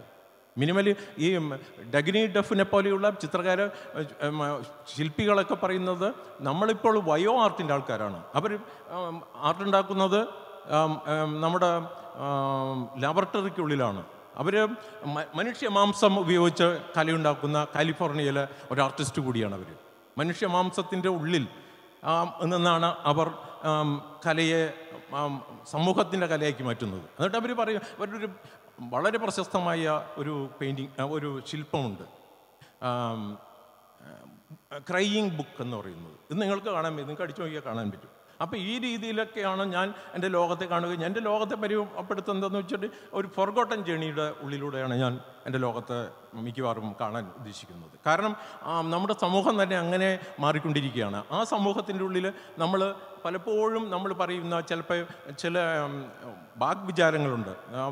ഒട്ടും ദാർശനികമല്ലാത്ത, ഒട്ടും എന്താ പറയുക, നമ്മുടെ നോസ്റ്റിക്കൽ ട്രാപ്റ്റിറ്റ്യൂഡിൻ്റെ ഉള്ളിലാണ് നമ്മൾ ജീവിക്കുന്നത്. ഒരുതരം ജ്ഞാനപരമായ അധപ്പതനത്തിൻ്റെ ഉള്ളിലാണ് നമ്മൾ ജീവിക്കുന്നത്. ജ്ഞാനപരമായ അധപ്പതനം ഉണ്ടാകുമ്പോൾ, അതുകൊണ്ടാണ് 21 നമ്മുടെ കോവിഡ് വരുമ്പോൾ ബെർണാഡ് ഷീഗലറെ പോലെയുള്ളവർ ആത്മഹത്യ ചെയ്യുന്നത്.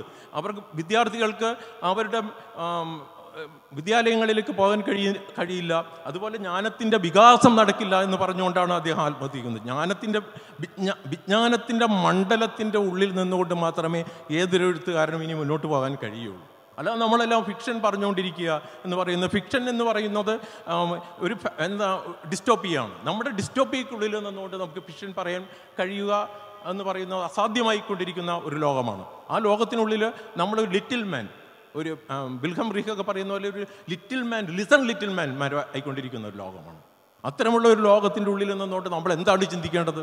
എന്താണ് സർഗാത്മകത എന്ന് പറയുന്നത്? നമ്മുടെ ഓർമ്മകൾ മരിക്കുമ്പോൾ, നമ്മുടെ എല്ലാ തരത്തിലുള്ള ഓർമ്മകളും ഭൂമിയിൽ നിന്ന് വിട്ടുപോകുമ്പോൾ നമുക്ക് എന്താണ് സർഗാത്മകത ഉണ്ടാകുക? ഞാൻ സർഗാത്മകത എന്ന് പറയാൻ അതുകൊണ്ട് ആഗ്രഹിക്കുന്നില്ല, കൺസ്ട്രക്ഷൻ എന്ന് പറയാനാണ് ആഗ്രഹിക്കുന്നത്. ഇപ്പോൾ ചെയ്തുകൊണ്ടിരിക്കുന്ന എല്ലാ പ്രവൃത്തികളും കൺസ്ട്രക്ഷനാണ്, നിർമ്മിതികൾ മാത്രമാണ്. ഇവിടെ ഇരിക്കുന്ന എഴുത്തുകാരെന്ന് പറയുന്നവരെല്ലാം നിർമ്മിതിയുടെയും അല്ലെങ്കിൽ വായനക്കാരെന്ന് പറയുന്നത് നിർമ്മിതിയുടെ ഉള്ളിൽ നിൽക്കുന്നതാണ്. ജെമിനിയെ പോലെയല്ല, AI ജെമിനിയെ പോലെയുള്ള വികാസം പ്രാപിക്കുന്ന ഒരു കാലഘട്ടത്തിൽ നമ്മൾ എന്താണ് എഴുതാൻ പോകുന്നത്, എന്താണ് നമ്മൾ ചെയ്യാൻ പോകുന്നത്, നമ്മുടെ നിർമ്മിതിയുടെ ചില സവിശേഷമായ ഘടനകൾ വെച്ചുകൊണ്ട് മാത്രമേ നമുക്ക് മുന്നോട്ട് പോകാൻ കഴിയൂ. ഞാൻ എൻ്റെ നോവലിനെ കുറിച്ച് ഇനി പറയാം. അപ്പോൾ ഇത് അതിനുള്ളിൽ മൊത്തത്തിൽ നടക്കുന്ന ഒരു കാര്യത്തിൻ്റെ ഒരു ചെറിയ അംശം മാത്രമാണ്. നോവൽ ഇത് ഒരു 20 വർഷം കൊണ്ടാണ് ഞാനിത് പാകപ്പെടുന്നത്. ഞാൻ മ്യൂസിക് കോളേജിൽ പഠിക്കുന്ന കാലത്ത് ഒരു 18 വയസ്സിലാണ് ഞാനിതിൻ്റെ ഇതിൻ്റെ ഫോം ഉണ്ടാക്കിയെടുക്കുന്നത്. അന്നോട്ടുള്ള ചിന്തിക്കുകയും പിന്നെ കാർട്ടോഗ്രാഫിയെക്കുറിച്ച് ഞാൻ വിപുലമായിട്ട് ഒരു കാർട്ടോഗ്രാഫി ഇതിൽ നിന്ന് ഈ പഠിക്കുകയും കാർട്ടോഗ്രാഫിക്കുള്ളിൽ എങ്ങനെയാണ് മനുഷ്യൻ, എങ്ങനെയാണ് ജീവജാലങ്ങൾ, എങ്ങനെയാണ് മറ്റ് ജന്തുലോകങ്ങൾ നിലനിൽക്കുന്നത് എന്നുള്ളതിനെക്കുറിച്ച് പഠിച്ചതിന് ശേഷമാണ് ഞാൻ ഈ നോവൽ എഴുതുന്നത്. അതിനുവേണ്ടി ഞാൻ 600 ഇതിൻ്റെ ആദ്യത്തെ ഡ്രാഫ്റ്റ് 600 പേജുള്ളൊരു ഡ്രാഫ്റ്റാണ്. അപ്പോൾ എൻ്റെ പല സുഹൃത്തുക്കളും പറയാറുണ്ട്, എന്തുകൊണ്ട് ഈ 600 പേജുള്ള ഡ്രാഫ്റ്റ് എന്തുകൊണ്ട് പ്രസിദ്ധീകരിക്കുന്നില്ല എന്ന്. എനിക്ക് താല്പര്യമില്ല. കാരണം എന്ന് വെച്ചിട്ടുണ്ടെങ്കിൽ ഒരു കൃതി എഴുതുമ്പോൾ നമ്മളതിൽ കാണേണ്ട വസ്തുത എന്ന് പറയുന്നത് അതിൻ്റെ ഏറ്റവും മിനിമലായ വസ്തുതയാണ്. ആ മിനിമലായ വസ്തുതയിലുള്ള ട്രജക്ടറിയെ പൂരിപ്പിക്കുന്നതാണ് വായനക്കാരൻ ചെയ്യുന്ന ഏറ്റവും വലിയ പ്രവൃത്തി.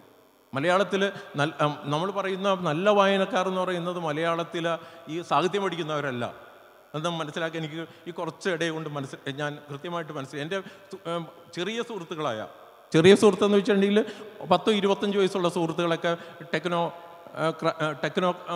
ടെക്നോളജിയുമായി ബന്ധപ്പെട്ട ടെക്നോ സർവീസാണ്. ഈ പുറത്തുള്ള ഹൈദരാബാദിൽ, ഡൽഹി, ബോംബെ, IIT, പിന്നെ പുറത്ത് അമേരിക്ക, ഇവരെല്ലാം തന്നെ എനിക്ക് ചില പുസ്തകങ്ങളെക്കുറിച്ച് അവർ പറഞ്ഞ് എനിക്ക് തരാറുണ്ട്. അത്തരം മാത്രമായിരുന്നു വെച്ചാൽ മലയാളം എന്ന് പറയുന്നത്, സാഹിത്യം എന്ന് പറയുന്ന അതിൻ്റെ ഉള്ളിൽ ചട്ടക്കൂടിനുള്ളിൽ ഒരു ജോമെട്രിക്കൽ ഫോമിനുള്ളിൽ സിമെട്രിയുടെ ഉള്ളിൽ മാത്രം ജീവിക്കുന്നവർക്ക് ഇന്നത്തെ കാലത്ത് പരിചയപ്പെടാൻ കഴിയില്ല. അത്രമാത്രം മാറിയിരിക്കുന്നു. അപ്പോൾ ഈ നോവൽ എന്ന് വെച്ചിട്ടുണ്ടെങ്കിൽ ഈ നോവലിലേക്ക് വരുമ്പോൾ ഞാൻ മിക്കവാറും എനിക്ക് ഇതിന് ധാരാളം റെഫറൻസുകളുണ്ട്. ജൂലിയോ കോർത്തസാറിനെ പോലെയുള്ള റൈറ്റർ, കൊച്ചു കോപ്പ് എഴുതിയിട്ടുള്ള ജൂലിയോ കോർത്തസാർ, പിന്നെ അലാഹ്യ കാർപ്പൻറ്റിയർ, പിന്നെ അങ്ങനെ പിന്നെ പിഞ്ചൺ, അങ്ങനെ പല റെഫറൻസുകളുടെ ഉള്ളിലൂടെയാണ് ഞാനിത് ഈ നോവലിലേക്ക് ഞാൻ വരുന്നത്. അതുകൊണ്ട് എനിക്കെന്ന് വെച്ചിട്ടുണ്ടെങ്കിൽ ഇതിലൊരു നിശ്ചിതമായിട്ട് അതിൻ്റെ ഉള്ളിലുള്ളൊരു ഈ 29 വയസ്സുകാരൻ എന്ന് പറയുന്ന ഈ ആത്മഹത്യ ചെയ്യുന്നവൻ അതിൽ കാർട്ടോഗ്രാഫറുണ്ട്. നോവൽ വായിക്കുകയും കാർട്ടോഗ്രാഫർ 29 വയസ്സിൽ മരിക്കുന്ന കാർട്ടോഗ്രാഫർ ഒരു പ്രാവശ്യം മാത്രം ചിരിച്ചിട്ടുള്ളൂ. നമ്മുടെ മനുഷ്യർ എത്ര പ്രാവശ്യം ചിരിക്കുന്നു എന്നല്ല, യഥാർത്ഥത്തിൽ മനുഷ്യർ എപ്പോഴാണ് ചിരിക്കുന്നത് എന്ന് ചിന്തിക്കുന്നതിനെക്കുറിച്ച് ടേസ്റ്റ് എന്ന പുസ്തകത്തിൽ അഗമൻ പറയുന്നുണ്ട്. സാപ്പിയൻ്റെ ടേസ്റ്റ് എന്ന് പറയുന്നത് ഒരു നിർജീവമായ അവസ്ഥയിൽ അവൻ രുചിയെ കണ്ടെത്തുമ്പോഴാണ് ടേസ്റ്റ് ഉണ്ടാകുന്നതെന്ന് ജോജിയ അഗമൻ പറയുന്ന ഒരു വസ്തുതയുണ്ട്. അപ്പോൾ ഈ രീതിയിലെല്ലാം തന്നെ ഞാൻ ധാരാളം ഡ്രാഫ്റ്റുകൾ എടുത്തുകൊണ്ട് എഴുതിയ ഒരു നോവലാണത്. പക്ഷേ ഇത് പലരും വിചാരിക്കുന്നത് ഒരു ഗ്രാമത്തിൻ്റെ കഥയാണ്, അല്ലെങ്കിൽ മറ്റ് തരത്തിൽ ഇത് ഒരു 29 വയസ്സുകാരൻ്റെ ഒരു ആത്മഹത്യയാണ് എന്നെല്ലാം പറയുന്നുണ്ട്. ഇപ്പോൾ ഇവിടെ എനിക്ക് ഒരു സ്നേഹവും ബഹുമാനവും തോന്നിയത് BJ ജെയിംസിനോടാണ്. ജെയിംസ് അതിൻ്റെ ഒരു കോറിലേക്ക് ജെയിംസിന് എത്താൻ കഴിഞ്ഞു എന്നുള്ള ഒരു വസ്തുത കൂടി ഇവിടെ ഞാൻ സ്മരിക്കുകയും സ്നേഹത്തോടെ ജെയിംസിനോട് ആ താല്പര്യം പറയുകയും ചെയ്യാം. അപ്പോൾ എന്ന് വെച്ചിട്ടുണ്ടെങ്കിൽ ഇതിൻ്റെ ഉള്ളിലേക്ക് പോകുമ്പോൾ മനുഷ്യൻ എന്ന് പറയുന്നത് മിക്കവാറും ഒരു നിമിഷത്തിൽ അവനില്ലാതെയാകാം, ആ പ്രപഞ്ചത്തിൻ്റെ ഉള്ളിലേക്ക് പോകാം. അതേപോലെ കാസ്റ്റിൻ്റെ അനിഹിലേഷനിലൂടെ മാത്രമാണ്. ഇപ്പം അംബേദ്കറിനെ പോലുള്ളവർ പറയുന്നുണ്ട്, ആ നോവൽ അവസാനിക്കുന്ന കാസ്റ്റിൻ്റെ അനിഹിലേഷൻ എന്ന് പറയുന്ന അനിഹിലേഷൻ്റെ പുസ്തകത്തിൻ്റെ ഒരു പേജ് ജലപ്പരപ്പിൽ കടന്നു ഇങ്ങനെ അലയടിച്ചാണ് ആ നോവൽ തന്നെ അവസാനിക്കുന്നത്. അപ്പോൾ ഈ രീതിയിലെല്ലാം അതിൽ ധാരാളം റെഫറൻസ് പോയിന്റുകളിലൂടെ കടന്നു പോകുമ്പോൾ നമുക്ക് അത്തരത്തിലുള്ള നോവലുകളോട് താല്പര്യമില്ലായ്മ വളരെ ഇതുണ്ട്. നമ്മുടെ മനസ്സിപ്പോഴും വണ്ടിപ്പറമ്പന്മാർ നമ്മളൊരിക്കലും വായിക്കില്ല.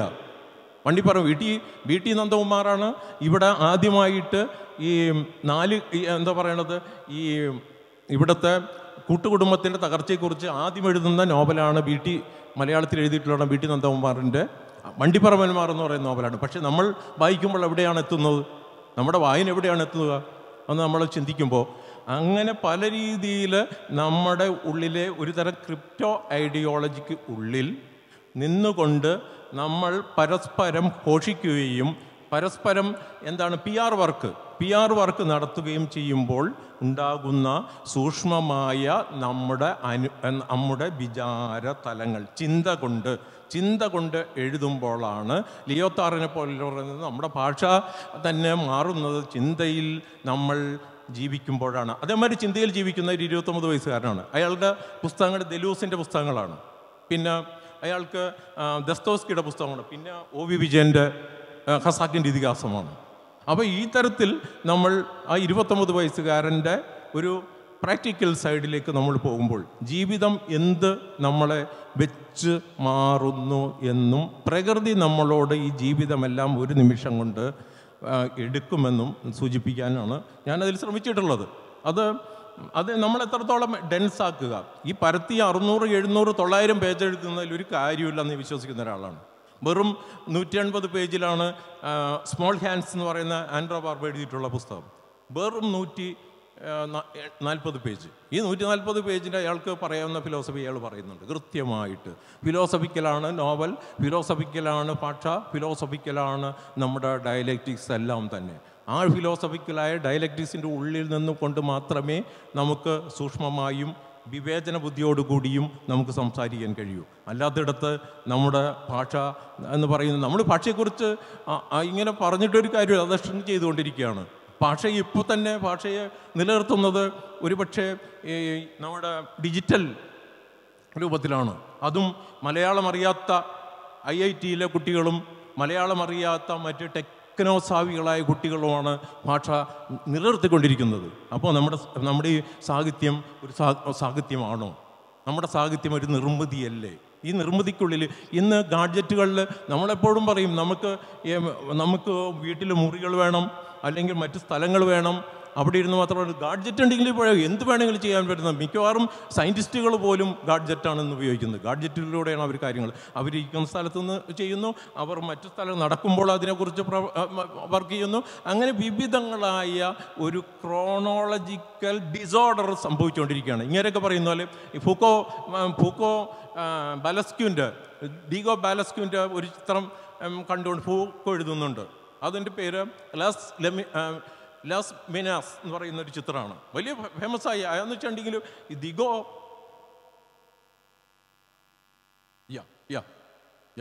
Order of things the order of തിങ്സിൽ പറയുന്നുണ്ട് ഫൂക്കോ കൃത്യമായിട്ട്. അതെന്ന് വെച്ചിട്ടുണ്ടെങ്കിൽ നമ്മൾ ഒരു നിർമ്മിതി ഉണ്ടാക്കുമ്പോൾ ആ നിർമ്മിതിയുടെ ഉള്ളിൽ ഒരു ഓഡിയനോ അല്ലെങ്കിൽ ഒരു റൈറ്ററോ അതിൻ്റെ ഉള്ളിലിരിപ്പുണ്ട്. ആ റൈറ്ററിനെയോ ആ ഓഡിയനെയോ അല്ലെങ്കിൽ അതുപോലെ ഒരു കാണിയെയോ നിർമ്മിതികാരനെയോ കണ്ടെത്താനുള്ള മാനസികമായ സ്ഥൈര്യമാണ് ഒരാളുടെ ഓർഡർ ഓഫ് തിങ്സ്. ആ സ്ഥൈര്യമില്ലാത്ത രചനകൾ നമുക്കെന്തിനാണ്?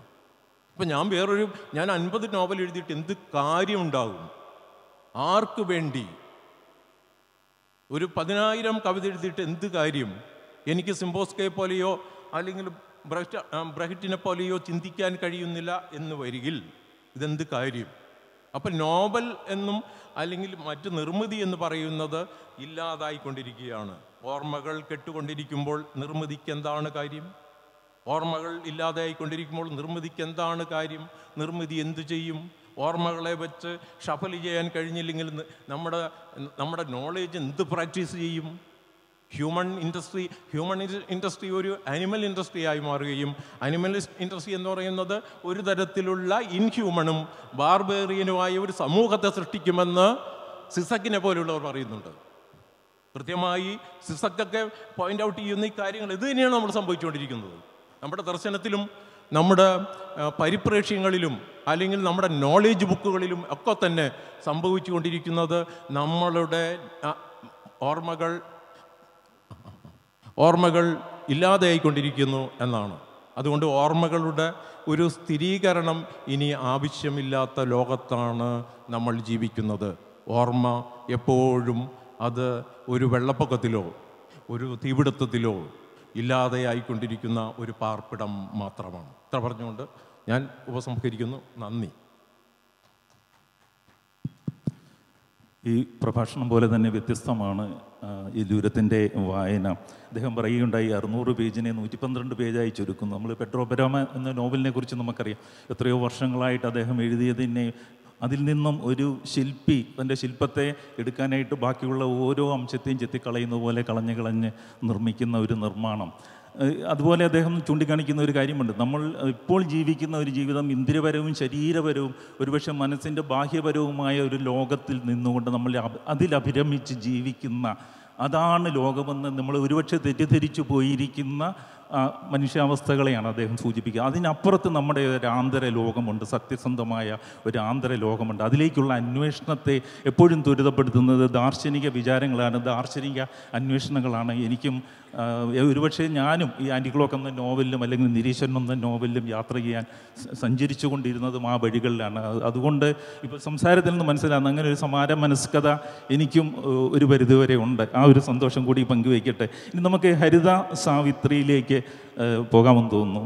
സിൻ എന്ന നോവലിലൂടെ നമ്മുടെ മലയാളത്തിൽ എനിക്ക് തോന്നുന്നു ആ നദിയോടെ പേര് ചോദിക്കരുത് എന്ന നമ്മൾ നോവൽ, അത് ഇസ്രായേൽ പാലസ്തീൻ പ്രദേശം, ആ ഗാസയുടെ പ്രദേശത്തിൽ അവിടുത്തെ കലാപഭൂമിയിൽ സംഭവിക്കുന്ന പ്രശ്നങ്ങളാണെങ്കിൽ ഏതാണ്ട് സമാനമായിട്ട് കുർദിസ്ഥാൻ, അത് ടർക്കിയിൽ അഭയാർത്ഥികളാകപ്പെട്ട ആ കുർദിസ്ഥാനികൾ, അല്ലെങ്കിൽ കുർദിസ്ഥാൻ എന്നൊരു പ്രദേശം ഒരു ലോമാൻസ് ലാൻഡ് പോലെയാണ്. കുർദികൾക്ക് തങ്ങളുടെ സ്വന്തം ദേശത്ത് സ്വത്വം നിലനിർത്താനാവാതെ വരുന്ന ആ സംഘർഷ ഭൂമിയിൽ സീത എന്ന ഒരു മലയാളി പെൺകുട്ടി തൻ്റെ ഉദരത്തിൽ വളരുന്ന കുട്ടിയുടെ അച്ഛനെ തേടി പോകുന്ന യാത്രയും അതിനിടയിൽ ആ ഭരണകൂടത്തിൻ്റെ ഭീകരതയ്ക്കും കൂട്ടബലാത്സംഗത്തിനും പോലും ഇരയാകേണ്ടി വരുന്ന സീതയിലൂടെ ആ പ്രദേശത്തിൻ്റെ സംഘർഷങ്ങളെ നമുക്ക് കാട്ടിത്തരുന്നതാണ്. അത് കലാപഭൂമിയും ഭരണകൂട ഭീകരതയും. ഈ ഒരു നോവൽ എഴുതുവാനായിട്ട് തീർച്ചയായിട്ടും ഒരുപാട് സഞ്ചാരങ്ങൾ ഹരിത നടത്തിയിട്ടുണ്ടെന്നാണ് ഞാൻ മനസ്സിലാക്കുന്നത്. കാരണം ആ പ്രദേശത്തെക്കുറിച്ചുള്ള ഒരുപാട് ഡേറ്റ, അത്രയധികം ഡേറ്റ കിട്ടുക മാത്രമല്ല അതിനെ ഒരു നോവലിൻ്റെ സമഗ്രതയിലേക്ക് സന്നിവേശിപ്പിക്കുകയും കൂടി വേണം. നമ്മുടെ കയ്യിൽ കുറേ ഡേറ്റ ഉണ്ടെന്ന് കണ്ടി എല്ലാം കൂടി എഴുതി നിറച്ചു കഴിഞ്ഞാൽ അത് തീർച്ചയായിട്ടും ഒരു വായനാക്ഷമമായ ഒരു നല്ല കലാ സൃഷ്ടിയായി മാറുകയില്ല. അപ്പോൾ അതിനുവേണ്ടി ഹരിത സാവിത്രി തീർച്ചയായിട്ടും ഒരുപാട് എഫർട്ടുകൾ എടുത്തിട്ടുണ്ടാവും. നമുക്ക് അതിനെക്കുറിച്ച് കേൾക്കാം. എല്ലാവർക്കും എൻ്റെ നമസ്കാരം. സിനിലേക്ക് ഞാൻ എങ്ങനെയാണ് എത്തിയത് എന്ന് ഞാൻ പലതവണ പറഞ്ഞിട്ടുണ്ട്. എൻ്റെ റിസർച്ചിൻ്റെ ഭാഗമായിട്ട് പുരുഷാധിപത്യ സമൂഹങ്ങളെക്കുറിച്ചുള്ള വായനകൾ നടത്തുമ്പോഴാണ് കുർദിസ്ഥാനിലേക്ക് എത്തുകയും അവിടുത്തെ സമൂഹത്തെക്കുറിച്ച് മനസ്സിലാക്കാൻ ശ്രമിക്കുകയും ചെയ്തത്. പക്ഷെ വായിക്കും തോറും അവരുടെ പൊളിറ്റിക്സാണ് മുന്നിൽ തെളിഞ്ഞു വന്നത്, അവരനുഭവിക്കുന്ന പ്രശ്നങ്ങൾ ഒക്കെ. ആ സമയമായപ്പോഴേക്കും എൻ്റെ സുഹൃത്തുക്കൾ പറഞ്ഞതുപോലെ എനിക്ക് എൻ്റെ കുട്ടികൾ വലുതായി, ഞാൻ എന്ത് ചെയ്യണം ജീവിതത്തിൽ ബാക്കിയുള്ള കാലം എന്ന് ചിന്തിക്കുന്നൊരു സമയമായിരുന്നു. അപ്പോൾ എൻ്റെ ഫാമിലിയും അമ്മ ഒരുപാട് നമുക്ക് വേണ്ടി ചെയ്തു, ഇനി സ്വന്തം കാര്യങ്ങൾ നോക്കണം, സ്വന്തം ഒരു കരിയർ നോക്കണം എന്നൊക്കെ കുട്ടികൾ ഇങ്ങോട്ട് പറയുന്ന ഒരു അവസ്ഥയായി. പക്ഷേ എനിക്ക് അപ്പോഴും എനിക്ക് എന്ത് ചെയ്യണം എന്നറിയില്ലായിരുന്നു. ഞാൻ പഠിക്കാൻ തീരുമാനിച്ചു. അങ്ങനെയാണ് ഈ റിസർച്ചിലെത്തിയത്. സ്പെയിനിലാണ് ഞാൻ താമസിക്കുന്നത്. ബാർസലോണയിൽ കുർദുകളുടെ സ്വാതന്ത്ര്യത്തിന് വേണ്ടി പ്രവർത്തിക്കുന്ന ചില സംഘടനകളുണ്ട്. അവർ പ്രകടനങ്ങൾ നടത്താറുണ്ട്, പ്രതിഷേധങ്ങൾ നടത്താറുണ്ട്. അങ്ങനെയുള്ള ചില പ്രകടനങ്ങളിൽ പങ്കെടുക്കാൻ തുടങ്ങി ഞാൻ. അവിടെ വെച്ച് ഞാൻ ലോകത്തിലെ ഏറ്റവും വലിയ സ്ത്രീ മുന്നേറ്റ ശക്തിയായ YPJ എന്ന കുർദ് സംഘടനയുടെ ഭാഗമായിരുന്ന ഒരു പെൺകുട്ടിയെ പരിചയപ്പെട്ടു. അവർ വിശദീകരിച്ച് തന്ന കാര്യങ്ങൾ കേട്ടപ്പോൾ എനിക്ക് അത് എഴുതണമെന്ന് തോന്നി. എഴുതാൻ ഇത്തരം ഒരു കാര്യം എഴുതുമ്പോൾ ഒരിക്കലും അത് നമ്മൾ വായിച്ചോ അങ്ങനെ ഇൻ്റർനെറ്റിൽ അവൈലബിൾ ആയിട്ടുള്ള ഡേറ്റാ ബേസ് അടിസ്ഥാനമാക്കി എഴുതരുത് എന്നെനിക്ക് തോന്നി. അങ്ങനെ ഞാൻ ലിലാൻ എന്നാണ് ആ പെൺകുട്ടിയുടെ പേര്. ലിലാൻ എന്ന് പറഞ്ഞാൽ കുർദ് ഭാഷയിൽ നമ്മൾ കുരവയിടില്ലേ, അത് അവരും ചെയ്യാറുണ്ട്. ആ കുരവയിടലിന് അവർ വിളിക്കുന്ന വാക്കാണ് ലിലാൻ. ഞാൻ ലിലാനോട് പറഞ്ഞു, എനിക്ക് നിൻ്റെ നാട് കാണണം, എനിക്ക് അവിടുത്തെ പ്രശ്നങ്ങൾ മനസ്സിലാക്കണം, എനിക്ക് എഴുതണം. അപ്പോൾ അവൾ പറഞ്ഞു, നമുക്ക് ഒരുമിച്ച് പോകാം. പക്ഷെ പോകേണ്ട സമയമായപ്പോൾ അവൾക്ക് ഒരു അസുഖം ഉണ്ടാവുകയും യാത്ര ചെയ്യാൻ പറ്റില്ല എന്ന അവസ്ഥയിലാവുകയും ചെയ്തു. അങ്ങനെ ഞാൻ ഒറ്റയ്ക്ക് പോകാൻ തീരുമാനിച്ചു. ആ യാത്ര എൻ്റെ ജീവിതം ആ യാത്രയ്ക്ക് മുൻപുള്ളതും പിന്നീടുള്ളതും എന്ന് വേണമെങ്കിൽ രണ്ടായിട്ട് തിരിക്കാം. അതുവരെ എനിക്ക് ഈ ലോകത്ത് നടക്കുന്ന പ്രശ്നങ്ങളെല്ലാം മറ്റെവിടെയോ നടക്കുന്ന പ്രശ്നങ്ങൾ എനിക്ക് വിഷമം തോന്നാറുണ്ട്. പക്ഷേ ഇതൊന്നും നമ്മളെ ബാധിക്കാത്ത കാര്യങ്ങളാണെന്നുള്ള രീതിയിൽ തന്നെയായിരുന്നു ഞാനും എല്ലാവരെയും പോലെ ജീവിച്ചു വന്നിരുന്നത്. പക്ഷേ ആ യാത്ര കഴിഞ്ഞതോടെ ഈ പ്രശ്നങ്ങളെല്ലാം എൻ്റേതായി മാറി. ആ ദുരിതം അനുഭവിക്കുന്നവരെല്ലാം എൻ്റെ ബന്ധുക്കളായി മാറി. തകർന്നു പോയ ഒരു പട്ടണം, മക്കളെ നഷ്ടപ്പെട്ട അമ്മമാർ, ഇണകളെ നഷ്ടപ്പെട്ടവർ, എവിടെയാണെന്ന് പോലും അറിയില്ല കുട്ടികൾ, ജീവനോടെ കുഴിച്ചിട്ടപ്പെട്ടവർ, പെട്രോൾ ഒഴിച്ച് കത്തിച്ചിട്ട് അവശിഷ്ടങ്ങൾ പോലും ലഭിക്കാതെ പോയവർ, അങ്ങനെയുള്ള ഒരു സമൂഹത്തിൻ്റെ മുന്നിലേക്കാണ് ഞാൻ ചെന്നുപെട്ടത്. വളരെ ട്രോമാറ്റിക് ആയിട്ടുള്ള ഒരുപാട് അനുഭവങ്ങൾ എനിക്കവിടെ ഉണ്ടായി. അതായത് ഒരു സ്ഫടിക പാത്രം നിലത്ത് വീട് ചെതറിയതുപോലെ ഞാൻ അങ്ങ് ചെതറിപ്പോയി. ഞാൻ എന്തായിരുന്നു ഇത്രയും നാൾ ചെയ്തുകൊണ്ടിരുന്നതെന്ന് ഞാൻ എന്നോട് തന്നെ ചോദിക്കുകയായിരുന്നു. ഞാൻ തിരിച്ചു വന്നു. എനിക്ക് ഒരു 4 മാസം വേണ്ടി വന്നു എനിക്ക് ഞാൻ ഇനി എഴുതാം എന്നൊരവസ്ഥയിലേക്ക് എത്താൻ. എനിക്ക് നോവൽ എഴുതി പരിചയമില്ല. അതിനു മുമ്പ് കുറച്ച് ആർട്ടിക്കിൾസും കാര്യങ്ങളും ഒക്കെ അതിനിടയിൽ എഴുതുന്നുണ്ടായിരുന്നു. പക്ഷെ അതൊന്നും ജനങ്ങളിലേക്ക് എത്തുന്നില്ല എന്നെനിക്കറിയാമായിരുന്നു. അതിൻ്റെ വായനക്കാരുടെ എണ്ണം വളരെ കുറവായിരുന്നു. ഇത് മനുഷ്യരിലേക്ക് എത്തണമെങ്കിൽ ഇതൊരു കഥയുടെ രൂപത്തിൽ തന്നെ പറയണം എന്നെനിക്ക് തോന്നി. അങ്ങനെയാണ് സിൻ എന്ന നോവൽ ഉണ്ടായത്.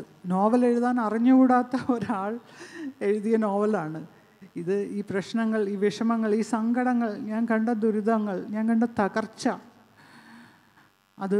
ഞാൻ കണ്ട അനീതി, അക്രമങ്ങൾ, ഇതെല്ലാം നമ്മുടെ നാട് കാണണം, നമ്മുടെ ജനങ്ങൾ അറിയണം എന്നെനിക്ക് തോന്നി. എന്തുകൊണ്ടെന്നാൽ അവിടെ നടക്കുന്ന പ്രശ്നങ്ങൾ, അതിന് സമാനമായ ഒരുപാട് കാര്യങ്ങൾ നമ്മുടെ നാട്ടിലും നടക്കുന്നുണ്ട്. ന്യൂനപക്ഷങ്ങളുടെ അടിച്ചമർത്തൽ, അവരെ ഇല്ലാതാക്കാൻ ശ്രമിക്കൽ, അവരുടെ അസ്തിത്വം, അവരുടെ സംസ്കാരം, ഇതെല്ലാം നശിപ്പിക്കുന്ന ഒരു അവസ്ഥയാണ് നമ്മുടെ നാട്ടിൽ വളർന്നു വരുന്നത്. ഒരു കെട്ടുപൊട്ടിയ പട്ടം പോലെയുള്ളൊരു ജീവിതമാണ് എൻ്റേതെങ്കിലും, അല്ലെങ്കിൽ ഒരു നദിയിലൂടെ ഒഴുകിപ്പോകുന്ന ഒരു ഇല പോലെ ആണ് ഞാനിപ്പോൾ ജീവിക്കുന്നത്. പക്ഷെ എന്നാലും ഇല അടർന്നു പോയൊരു വൃക്ഷമുണ്ടല്ലോ, അതായത് എൻ്റെ നാട്. ആ നാടിനെ ഓർത്തുള്ള ഒരു കരുതൽ എൻ്റെ ഉള്ളിൽ എപ്പോഴും ഉണ്ട്. ആ ഒരു വേദന, എൻ്റെ നാട് ഇങ്ങോട്ടാണല്ലോ പോകുന്നത്, എങ്ങോട്ടാണിത് പോകുന്നത്? ഈ അപജയം, അതായത് എൻ്റെ സഹജീവികളോട് ചെയ്യുന്ന അനീതി, അവർ നേരിട്ടേക്കാവുന്ന പ്രശ്നങ്ങൾ, ഇങ്ങനെയൊക്കെയാണ് ലോകത്ത് നടക്കുന്നത്. ദയവ് ചെയ്ത് ഇങ്ങനെയൊന്നും ചെയ്യരുത്, അല്ലെങ്കിൽ ഇതാണ് നമുക്ക് വരാൻ പോകുന്ന അപകടം എന്ന് എൻ്റെ നാടിനോട് എനിക്ക് വിളിച്ചു പറയണമായിരുന്നു. അങ്ങനെയാണ് സിൻ എന്ന നോവൽ ഉണ്ടാകുന്നത്. അതൊരു നോവലിൻ്റെ രൂപത്തിൽ എനിക്ക് എഴുതാൻ കഴിഞ്ഞു എന്നുള്ളതിൽ എനിക്ക് സന്തോഷമുണ്ട്. ഒരുപാട് പേര് അത് വായിച്ച് എന്നോട് അഭിപ്രായം പറഞ്ഞു, ഇഷ്ടപ്പെട്ടു എന്നൊക്കെ പറയുമ്പോൾ എനിക്ക് സന്തോഷമുണ്ട്. എന്ന് വെച്ചാൽ അത്രയും പേര് ഇത് എന്താണ് എന്താണ് ഇതിൻ്റെ ഫ്യൂച്ചർ? ഇങ്ങനെയുള്ള വംശഹത്യകൾ, അതായത് ഒരു ന്യൂനപക്ഷത്തെ അടിച്ചമർത്താനുള്ള ശ്രമത്തിൻ്റെ ഭാഗമായിട്ടാണല്ലോ ഈ വംശഹത്യകൾ ഉണ്ടാകുന്നത്. അല്ലെങ്കിൽ അത് നമ്മുടെ നാട്ടിൽ നടക്കാൻ പോകുന്നു, അല്ലെങ്കിൽ നടന്നുകൊണ്ടിരിക്കുന്നു. അതിലെ സിമിലാരിറ്റി, അതിലെ സാമ്യം, ഇതൊക്കെയാണ് നമ്മളെ കാത്തിരിക്കുന്നത് എന്നെനിക്ക് പറയണമായിരുന്നു. അതായത് ഈ ഫാസിസത്തിൻ്റെ വളർച്ച അല്ലെങ്കിൽ ഫാസിസത്തിൻ്റെ പ്രവർത്തനം അത് എല്ലായിടത്തും ഒരുപോലെ തന്നെയാണ്. നമുക്ക് നമ്മുടെ നാട്ടിലെ പ്രഗ്യാ സിംഗ് ഠാക്കൂറിൻ്റെ കഥ നമുക്കറിയാം. അതുപോലെ ലോകത്തിലെ ഏറ്റവും വികസിത രാജ്യമെന്ന് കരുതാവുന്ന രാജ്യങ്ങളിലൊന്നെന്ന് കരുതാവുന്ന ജർമ്മനിയിലെ ബെനറ്റെ ചേപ്പെ എന്ന ഒരു സ്ത്രീയുടെ കഥ, അവരുടെ കേസ് അപഗ്രഥിച്ചാൽ നമുക്ക് മനസ്സിലാവും ഇത് വളരെ സിമിലറാണ്. അതായത് 2015 ഈ കേസ് സ്റ്റാർട്ട് ചെയ്യുന്നത്. ബെനറ്റെ ചേപ്പെ NSU എന്ന ജർമ്മനിയിലെ ഫാസിസ്റ്റ് പാർട്ടിയുടെ നേതാക്കളിൽ ഒരാളാണ്. അവർക്കെതിരെ ഒരുപാട് കേസുകളുണ്ട്. അവർ കുടിയേറ്റക്കാർ, അഭയാർത്ഥികൾക്കെതിരെ ബോംബാക്രമണം, വെടിവയ്പ്പ്, അവരുടെ അടുത്തുനിന്ന് മോഷണം. ഒന്ന് ആലോചിച്ച് നോക്കൂ, ഒന്നുമില്ലാതെ ഓടി വന്ന മനുഷ്യരാണ്. അവരിൽ നിന്ന് കവർച്ച നടത്തുക എന്ന് പറഞ്ഞാൽ അത് എന്തൊരു മാനസികാവസ്ഥയാണ്. അങ്ങനെ ഒരുപാട് കേസുകൾ അവർക്കെതിരെ ഉണ്ടായി. പക്ഷേ ആ കേസിനെ ജർമ്മൻ ജുഡീഷ്യറി എങ്ങനെയാണ് കൈകാര്യം ചെയ്തത് എന്ന് കാണുമ്പോൾ നമുക്ക് നമ്മുടെ നാട്ടിലെ പല കേസുകൾ ഓർമ്മ വരും. സാക്ഷികൾ അപ്രത്യക്ഷരാകുക, ജുഡീഷ്യറിയുടെ തീരുമാനങ്ങളിലുള്ള പക്ഷപാതിത്വം, കേസുകൾ വലിച്ചു നീട്ടിക്കൊണ്ടുപോവുക, അങ്ങനെ പല പ്രശ്നങ്ങളും ഉണ്ടായി. അതായത് അവിടുത്തെ ഫാസിസ്റ്റ് പാർട്ടിയാണ് NSU. അതുപോലെ തന്നെ ഗ്രീസിലെ ഗോൾഡൻ ഡോൺ എന്ന് പറയുന്നത് നമ്മുടെ നാട്ടിലെ ഹിന്ദുത്വ പാർട്ടി BJPക്ക് സമാനമായ ഒരു പാർട്ടിയാണ്. അവർക്കൊരു ഗുണ്ടാ സംഘമുണ്ട്. നമ്മുടെ നാട്ടിൽ കുറുവടിയും നിക്കറും ഇട്ടുകൊണ്ട് നടക്കുന്ന ആളുകളുണ്ടല്ലോ, അവർക്ക് സമാനമായത്. അവരുടെ പ്രധാന ലക്ഷ്യം ഇതുപോലെ അഭയാർത്ഥികളെ തല്ലിയൊതുക്കി അവർക്കെതിരെ അക്രമങ്ങൾ നടത്തി അവിടെ സ്വത്വവാദ രാഷ്ട്രീയം വികസിപ്പിക്കുക. സാധാരണ ജനങ്ങളാണ് ഇതിനൊക്കെ ഇരയാവുന്നത്. എന്ന് വെച്ചാൽ അവർക്ക് അധികം, അതായത് സമൂഹത്തിൻ്റെ താഴേക്കിടയിലുള്ളതെന്ന് ഞാൻ പറയാൻ പറ്റില്ല, എന്നാലും തൊഴിലാളി വർഗം, അധികം വിദ്യാഭ്യാസമൊന്നും ഇല്ലാത്ത സാധാരണ സാധുക്കളായ മനുഷ്യരുണ്ടല്ലോ, അവരുടെ അടുത്ത് ചെന്ന് പറഞ്ഞ് നിങ്ങൾക്ക് ജോലി കിട്ടാത്തത് അല്ലെങ്കിൽ നിങ്ങൾക്ക് കിട്ടാനുള്ള ആനുകൂല്യങ്ങളെല്ലാം ഇപ്പോൾ കുടിയേറ്റക്കാരാണ് മേടിച്ചെടുക്കുന്നത്, അല്ലെങ്കിൽ അവർ നമ്മുടെ നാട് നമ്മുടേതാണ്, ഈ സ്വത്വവാദ രാഷ്ട്രീയം പറഞ്ഞ് അവരെയൊക്കെ സ്വന്തം അണിയിലേക്ക് ചേർക്കുകയാണ് ഈ ഫാസിസ്റ്റ് പാർട്ടികളെല്ലാം ചെയ്യുന്നത്. നിങ്ങൾക്ക് മനസ്സിലാവും ഇതേ രീതിയിലാണ് ഇന്ത്യയിലും റിലീജിയസ് പാർട്ടീസ് പ്രവർത്തിക്കുന്നത്. അപ്പോൾ ഇത് പറയാനാണ് ഞാൻ നോവൽ എഴുതിയത്. അത് നോവലായിട്ട് പുറത്തു വന്നുവെന്ന് മാത്രം. Thank you very much. ഈ സിൻ എന്ന നോവലിൻ്റെ അതിനെക്കുറിച്ച് NS മാധവൻ എഴുതുമ്പോൾ ഇവാൻ കുർദി എന്ന 4 വയസ്സുകാരൻ്റെ ഒരു ചിത്രം നമ്മളൊക്കെ കണ്ടിട്ടുണ്ട്. ടർക്കിയുടെ കടൽ തീരത്ത് കമിഴ്ന്ന് കിടന്ന 4 വയസ്സുകാരൻ്റെ ചിത്രം ഒരുപക്ഷെ നമ്മുടെ നെഞ്ചിലെല്ലാം കടാര കൊണ്ട് കുത്തിയതുപോലെ നമ്മളെ വേദനിപ്പിച്ച്, സമാനമായ സാഹചര്യം മറ്റ് ഇതര രാജ്യങ്ങളിലും ഉണ്ടെന്നതിന് ഏറ്റവും നല്ല തെളിവായിട്ട് വിനോദ് കൃഷ്ണയുടെ നയനമം ബരേറ്റ എന്ന നോവൽ നമുക്ക് സാന്ദർഭികമായിട്ട് നമ്മൾ അതിലേക്ക് എത്തിച്ചേരുകയാണ്. അടുത്ത കാലത്ത് ഏറെ ചർച്ച ചെയ്യപ്പെട്ട ഈ നോവൽ ഗാന്ധി വധവുമായി ബന്ധപ്പെട്ട ആ കാലഘട്ടത്തിൽ അതുമായി ബന്ധപ്പെട്ട ആൾക്കാരുടെ ദിനസരികളിലൂടെ കടന്നു പോകുന്ന ഈ ശക്തമായ നോവൽ ഒരുപക്ഷെ സത്യാനന്തര കാലത്ത് സത്യത്തെ നല്ല കളവിനെ വർണ്ണ റാപ്പുകൾ ഇട്ട് സത്യമാണെന്ന വ്യാജേന മറ്റുള്ളവരിലേക്ക് എത്തിക്കുന്ന ഡിജിറ്റൽ ആർമിയൊക്കെ പ്രവർത്തിക്കുന്ന ഒരു കാലഘട്ടത്തിൽ നമുക്ക് ഏറെ ചർച്ച ചെയ്യപ്പെടുകയും പ്രസക്തമാവുകയും ചെയ്ത നോവൽ നയനമ്മ ബെരേറ്റ. അതേക്കുറിച്ച് തീർച്ചയായിട്ടും നമുക്ക് വിനോദ് കൃഷ്ണയിൽ നിന്ന് കേൾക്കാം. എല്ലാവർക്കും നമസ്കാരം. വലിയ സന്തോഷമുണ്ട്. കാരണം ഇവിടെ പലരും അവർ എന്തുകൊണ്ട് തങ്ങളുടെ കൃതികൾ എഴുതാനിടയായി, അല്ല എന്താണ് അതിൻ്റെ പിന്നിൽ ഉണ്ടായ ചേതവികാരം എന്നൊക്കെ സംസാരിച്ചു. പലർക്കും പലതാണ്. ഒരാൾ എന്തിനെഴുതണം എന്നുള്ളത് പല കാരണങ്ങളാണ്. ഒരാളുടെ കാരണമായിരിക്കില്ല മറ്റൊരാളുടെ ഒരു കാരണം. ഇപ്പോൾ എന്നെ സംബന്ധിച്ച് എഴുത്ത് എന്ന് പറയുന്നത് ഭാവിയെ നിർമ്മിക്കാനുള്ളൊരു പദ്ധതിയായിട്ടാണ് ഞാൻ അതിനെ കാണുന്നത്. ഇവിടെ സന്തോഷമായിട്ടും പറഞ്ഞു, ജ്ഞാനത്തിൻ്റെ വികാസമാണ് നോവലായിട്ട് പരിണമിക്കുന്നതെന്ന്. പക്ഷെ എൻ്റെ കേസിൽ അതങ്ങനെയല്ല. കാരണം ഞാനൊരു ജ്ഞാനിയല്ല. ജ്ഞാനം കൊണ്ട് വലിയ വർക്ക് ഓഫ് ആർട്ട് ഉണ്ടാക്കുന്ന ആളുകളുണ്ടാവാം, പക്ഷേ ഞാൻ അത്തരത്തിൽപ്പെട്ട ഒരാളല്ല. കാരണം നമുക്ക് ജ്ഞാനം കൊണ്ട് ഒരു മനുഷ്യന് വേറൊരു സഹജീവിയെ സ്നേഹിക്കാനായിട്ട് പറ്റില്ല. ആ ഒരു സഹജീവിയെ നമ്മൾ സ്നേഹിക്കുന്നത്, അവൻ്റെ സങ്കടങ്ങൾ നമ്മുടെ സങ്കടങ്ങളായി മാറുന്നത് നമ്മുടെ ഉള്ളിലുള്ള ഒരു മനുഷ്യത്വം പ്രവർത്തിക്കുമ്പോഴാണ് എന്നാണ് ഞാൻ കരുതുന്നത്.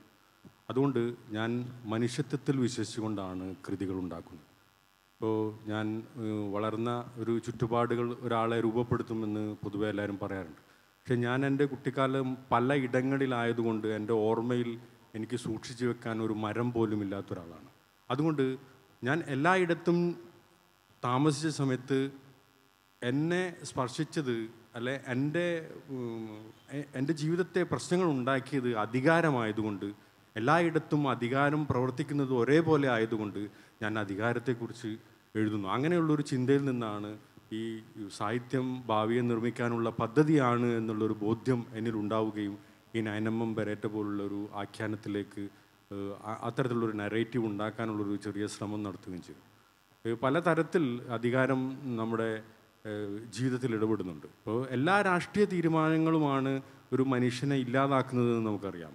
ഇപ്പോൾ പെട്രോളിൻ്റെ വിലയായാലും ശരി, ഈ പള്ളി പൊളിച്ച് അമ്പലം പണിയുന്നതായാലും ശരി, ഒരു രാഷ്ട്രീയ തീരുമാനമാണ് സത്യത്തിൽ ഒരു ജനതയെ, ഒരു മനുഷ്യാവസ്ഥയെ, ഒരു കുടുംബത്തെ ഒക്കെ ഇല്ലാതാക്കുന്നത് എന്നുള്ളൊരു ബോധ്യം എന്നിലുള്ളത് കൊണ്ട് ഞാനെപ്പോഴും അധികാരത്തെക്കുറിച്ച് എഴുതാനും സംസാരിക്കാനും അതൊരു സമരം പോലെ കൊണ്ടു നടക്കാനും ഞാൻ ആഗ്രഹിക്കുന്നു. അതുകൊണ്ടാണ് നയനമ്മ ബെരേറ്റ പോലുള്ളൊരു ആഖ്യാനം ഉണ്ടായത്. അപ്പം നമുക്കറിയാം, ഈ ജനുവരി 30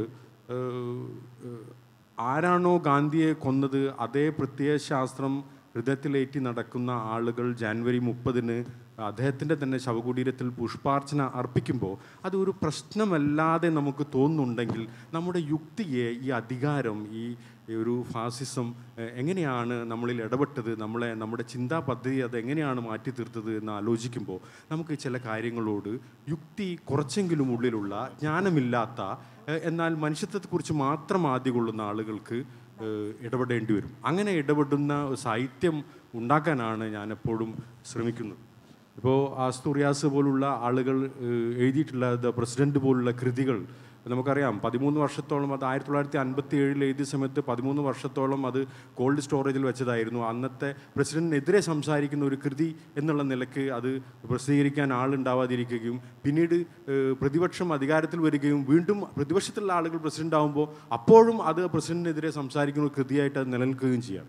ഇന്ന് നമ്മുടെ ഇന്ത്യയിലെ രാഷ്ട്രീയ കാലാവസ്ഥയിൽ ഈ അസ്തൂറിയാസിൻ്റെ ദ പ്രസിഡന്റ് പോലുള്ള കൃതി ദ പ്രൈം മിനിസ്റ്റർ എന്ന പേരിൽ അടിച്ചടിച്ചിറക്കുകയാണെങ്കിൽ അത് ഇന്നത്തെ ഭരണകൂട ഭീകരതയ്ക്കെതിരെ സംസാരിക്കുന്ന ഒരു കൃതിയായിട്ട് അതിനെ വായിക്കാനായിട്ട് പറ്റുമെന്നുള്ളത് ആണ് ഈ രാഷ്ട്രീയമെഴുത്തിൻ്റെ ഒരു വലിയ ലോങ് റണ്ണിൽ അതുണ്ടാക്കുന്ന ഇമ്പാക്റ്റ് ഇത്തരത്തിലാണ് എന്ന് ആണ് എനിക്ക് ബോധ്യം വന്നിട്ടുള്ളത്. അതുകൊണ്ട് രാഷ്ട്രീയം സംസാരിക്കുന്നത് ഒരു മോശം കാര്യമാണ്, രാഷ്ട്രീയം എഴുതുന്ന ഒരു മോശം കാര്യമാണ്.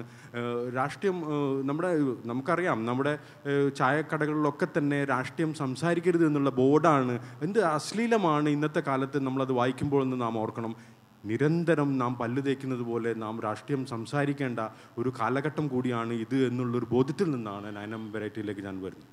ഈ നയനമ്മ ബെരേറ്റ എന്ന് പറയുന്ന തോക്ക് തേടി പോയ സമയത്ത് ഇത് മ്യൂസിയത്തിൽ അവിടുത്തെ രക്തസാക്ഷി ഗാലറിയിൽ ഈ തോക്ക് നേരത്തെ 1997 വരെ അത് അവിടെ ഉണ്ടായിരുന്നു, പിന്നീട് അതവിടെ ഇല്ല.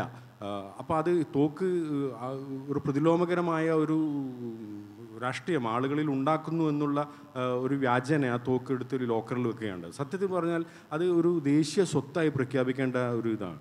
കാരണം നമ്മുടെ രാഷ്ട്രപിതാവിനെ കൊന്ന തോക്ക് എന്ന് പറയുന്നത് നമ്മുടെ ഒരു ദേശീയ സ്വത്തായിട്ട്, അതൊരു വലിയ ചരിത്രമായിട്ട്, സാമൂഹ്യമായ ഓർമ്മയായിട്ട് തലമുറകളിൽ നിന്ന് തലമുറകളിലേക്ക് കൈമാറേണ്ട ഒരു സംഗതിയാണ്. പക്ഷേ അത് ഒരു ഇരുട്ടറയിൽ കൊണ്ടുവച്ചിരിക്കുകയാണ്.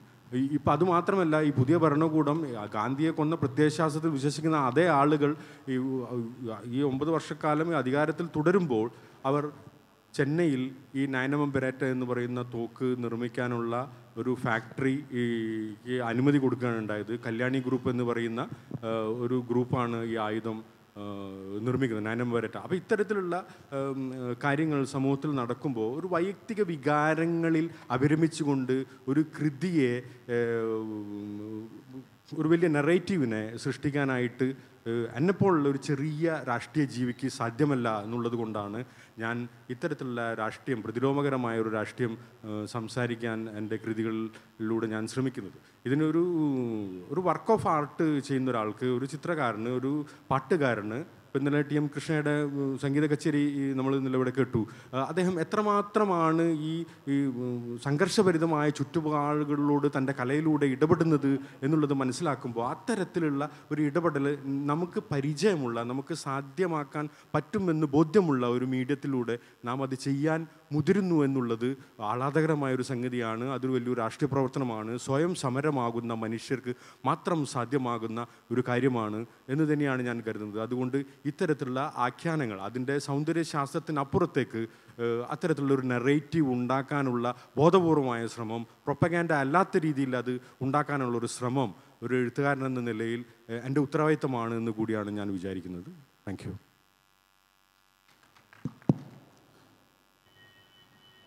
മനുഷ്യത്വത്തിൽ നിന്ന് വരുന്ന രചന, ആ മനുഷ്യത്വത്തിൽ നിന്നും സഹവർത്തിത്വത്തിൽ നിന്നും വരുന്ന രചനയാണ് തൻ്റേത്. അത് തൻ്റെ മനുഷ്യ സ്നേഹം തന്നെയാണ് തൻ്റെ രാഷ്ട്രീയ പ്രവർത്തനമെന്നാണ് നമുക്ക് അദ്ദേഹത്തിൻ്റെ വാക്കുകളിൽ നിന്ന് മനസ്സിലാക്കാനോ. നമുക്കിനി കുറച്ച് നിമിഷങ്ങൾ കൂടിയുണ്ട്, 10-15 നിമിഷങ്ങൾ കൂടിയുണ്ട്. സദസ്സുമായിട്ടുള്ള ഒരു സംവേദനത്തിന് സാധ്യതയുണ്ട്. എന്തെങ്കിലും ചോദ്യങ്ങൾ ചോദിക്കുകയും ആരോടെങ്കിലും ചോദ്യങ്ങൾ ചോദിക്കാനുണ്ടെങ്കിൽ ചോദിക്കുകയും അവർ അതിന് ഉത്തരം നൽകുകയും ചെയ്യുന്നതായിരിക്കും. Let me ask one question. After globalization, there is no geographical boundaries, I think. Everybody is traveling, everybody is moving from hometown, from homeland for living. So the cultural difference is not there. Everybody is exchanging. So what brings change to human life today when all these war, all these what we say, the herd, the particular communal rights war again and again exist in this period. In short words, I will explain. നമ്മളിന്ന് കാണുന്ന സമൂഹത്തിൽ കാണപ്പെടുന്ന എല്ലാ ധ്വംസങ്ങൾ, എന്താ പറയുക,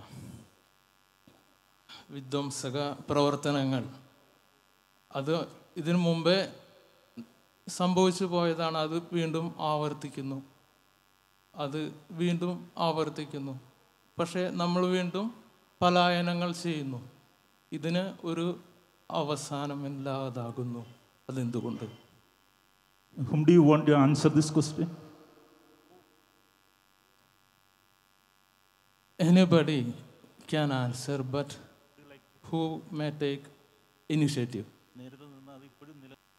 നമുക്ക് മനുഷ്യ ചരിത്രത്തിൻ്റെ മനുഷ്യൻ്റെ ജീവചരിത്രം പരിശോധിച്ചിട്ടുണ്ടെങ്കിൽ പലായനങ്ങളുടെ ചരിത്രം തുടങ്ങിയത് മനുഷ്യൻ്റെ കാലം ഹോമോസാപ്പിയൻസിൻ്റെ തുടക്കം മുതലുണ്ട്. നമുക്കറിയാം, പരസ്പരം സ്വന്തം ജീവൻ നിലനിർത്തുന്നതിന് വേണ്ടി വേട്ടയാടൽ നടത്തി ജീവിച്ചു വന്ന ഒരു മനുഷ്യൻ പിന്നീട് ഒരു സ്ഥലത്ത് കൃഷി ചെയ്ത് ജീവിക്കാൻ തുടങ്ങിയപ്പോൾ അവിടെ സ്ഥലം വെട്ടിപ്പിടിക്കലിൻ്റെ ഒരു അവസ്ഥയിലേക്ക് പോയി. അങ്ങനെ വളർന്നു വന്ന ഒരു ഹിംസയുടെ ഒരു ഒരു ഘടകം നമ്മുടെ ഹോമോസാപ്പിയൻസിൻ്റെ ജീനിൽ ഉണ്ട് എന്ന് എനിക്ക് തോന്നുന്നു. ഇന്ന് ലോകത്ത് നടക്കുന്ന ഈ വിദ്വേഷങ്ങളും അല്ലെങ്കിൽ യുദ്ധങ്ങളും എല്ലാം അതിൻ്റെ എല്ലാം കാതലായ കാര്യം മനുഷ്യത്വമില്ലായ്മ. നേരത്തെ വിനോദ് പറഞ്ഞു വെച്ച പോലെ മനുഷ്യൻ പരസ്പരം മനസ്സിലാക്കാൻ സാധിക്കാത്തതിൻ്റെ ഒരു ബാക്കി പത്രമാണ്. അതിന് തീർച്ചയായിട്ടും നമ്മുടെ സാമൂഹ്യ സംവിധാനങ്ങൾ, മതവും രാഷ്ട്രീയവും അടക്കമുള്ള സാമൂഹ്യ സംവിധാനങ്ങൾ അതിൽ പ്രധാന പങ്ക് വഹിക്കുന്നുണ്ട് എന്നാണ് എനിക്ക് മനസ്സിലാവുന്നത്. ഇന്ന് ആഗോള മനുഷ്യനായിട്ട് നമ്മൾ മാറുമ്പോഴും ഓരോ ചെറിയ കള്ളികളിലേക്ക് നമ്മൾ ഒതുക്കപ്പെടുന്നു. മതത്തിൻ്റെ പേരിൽ, രാഷ്ട്രീയത്തിൻ്റെ പേരിൽ, പ്രാദേശികതയുടെ പേരിൽ, ഭാഷയുടെ പേരിൽ, ചില സിദ്ധാന്തങ്ങളുടെ പേരിലെല്ലാം നമ്മൾ ഒരു വേലി കെട്ടി അതിൻ്റെ ഉള്ളിൽ താമസിക്കുന്ന മനുഷ്യരായി നമ്മൾ ചുരുങ്ങിപ്പോവുകയാണ്. അപ്പോൾ അതിൻ്റെ എല്ലാം പേരിൽ നമ്മൾ പരസ്പരം പോരടിക്കാനുള്ള ഒരു മാനസികാവസ്ഥയിലേക്ക് മനുഷ്യൻ കടന്നു വരുന്നു. ഒരാൾക്ക് മറ്റൊരാളെ മനസ്സിലാക്കാൻ സാധിക്കാതെ വരുന്നു.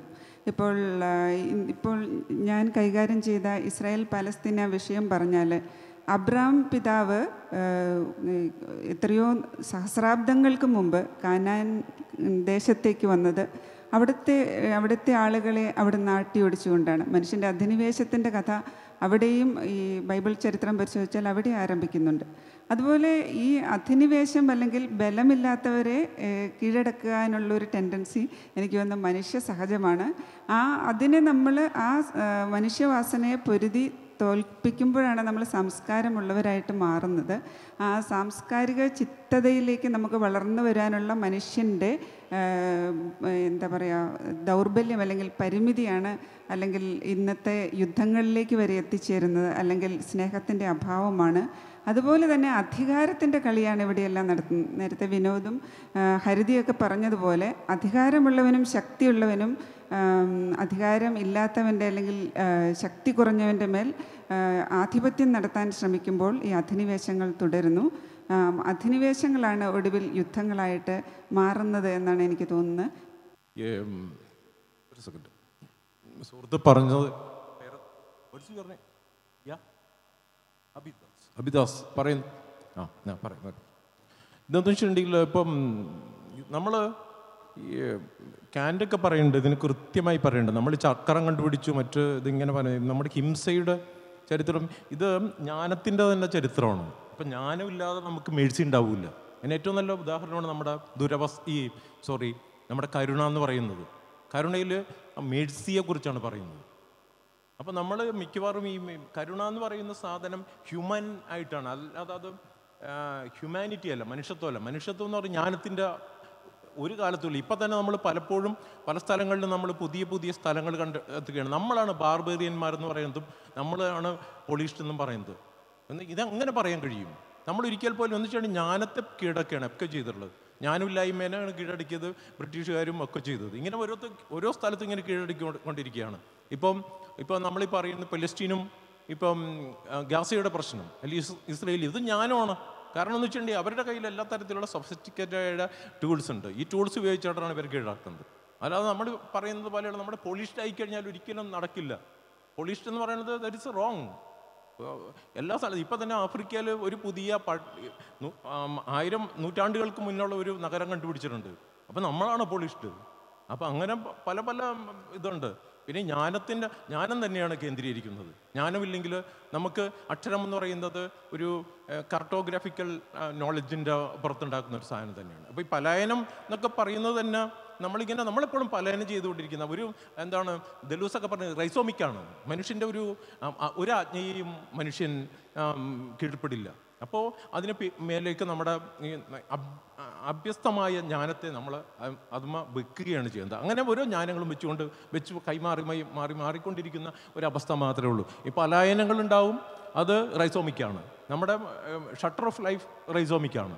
അപ്പോൾ ഈ റൈസോമിക്കായ മൊമെൻറ്റുകളിലൂടെ ഇങ്ങനെ പോയിക്കൊണ്ടിരിക്കുകയാണ്. അല്ലാതെ ഇതെന്ന് വെച്ചിട്ടുണ്ടെങ്കിൽ ഞാൻ പറഞ്ഞതുകൊണ്ട് നിങ്ങൾ എന്നെ ആക്രമിക്കാതിരിക്കില്ല. വയലൻസ് അന്നാരെന്തൊക്കെ പറയുന്നത് വയലൻസ്, ഒരു സൊസൈറ്റിയെ വയലൻസ് ആക്കുക എന്ന് പറയുന്നത് അവൻ്റെ മനുഷ്യത്വം കൊണ്ടാണ് വയലൻസ് സൃഷ്ടിക്കപ്പെടുന്നത്. അപ്പോൾ ആ രീതിയിലാണ് ഇത് പോയിക്കൊണ്ടിരിക്കുന്നത്. അതിലൊരു എൻഡെന്നൊന്ന് പറയുന്നത് നമുക്കൊന്നും പറയാൻ പറ്റില്ല. ഒരു ശാസ്ത്രകാരനായ വിജയ് എംസിനും പറയാൻ പറ്റില്ല, സോഷ്യോളജിസ്റ്റായ വേറൊരാൾക്കും പറയാൻ പറ്റില്ല. അതിങ്ങനെ നടന്നുകൊണ്ടിരിക്കുന്ന ഒരു പ്രോസസ്സാണ്. എൻ്റെ പേര് ശ്രീലത, ചെറിയൊരു എഴുത്തുകാരിയാണ്. എൻ്റെ സംശയമുള്ളത് വിനോദ് കൃഷ്ണയോടാണ്. 9 ബെരേറ്റ വായിച്ചു.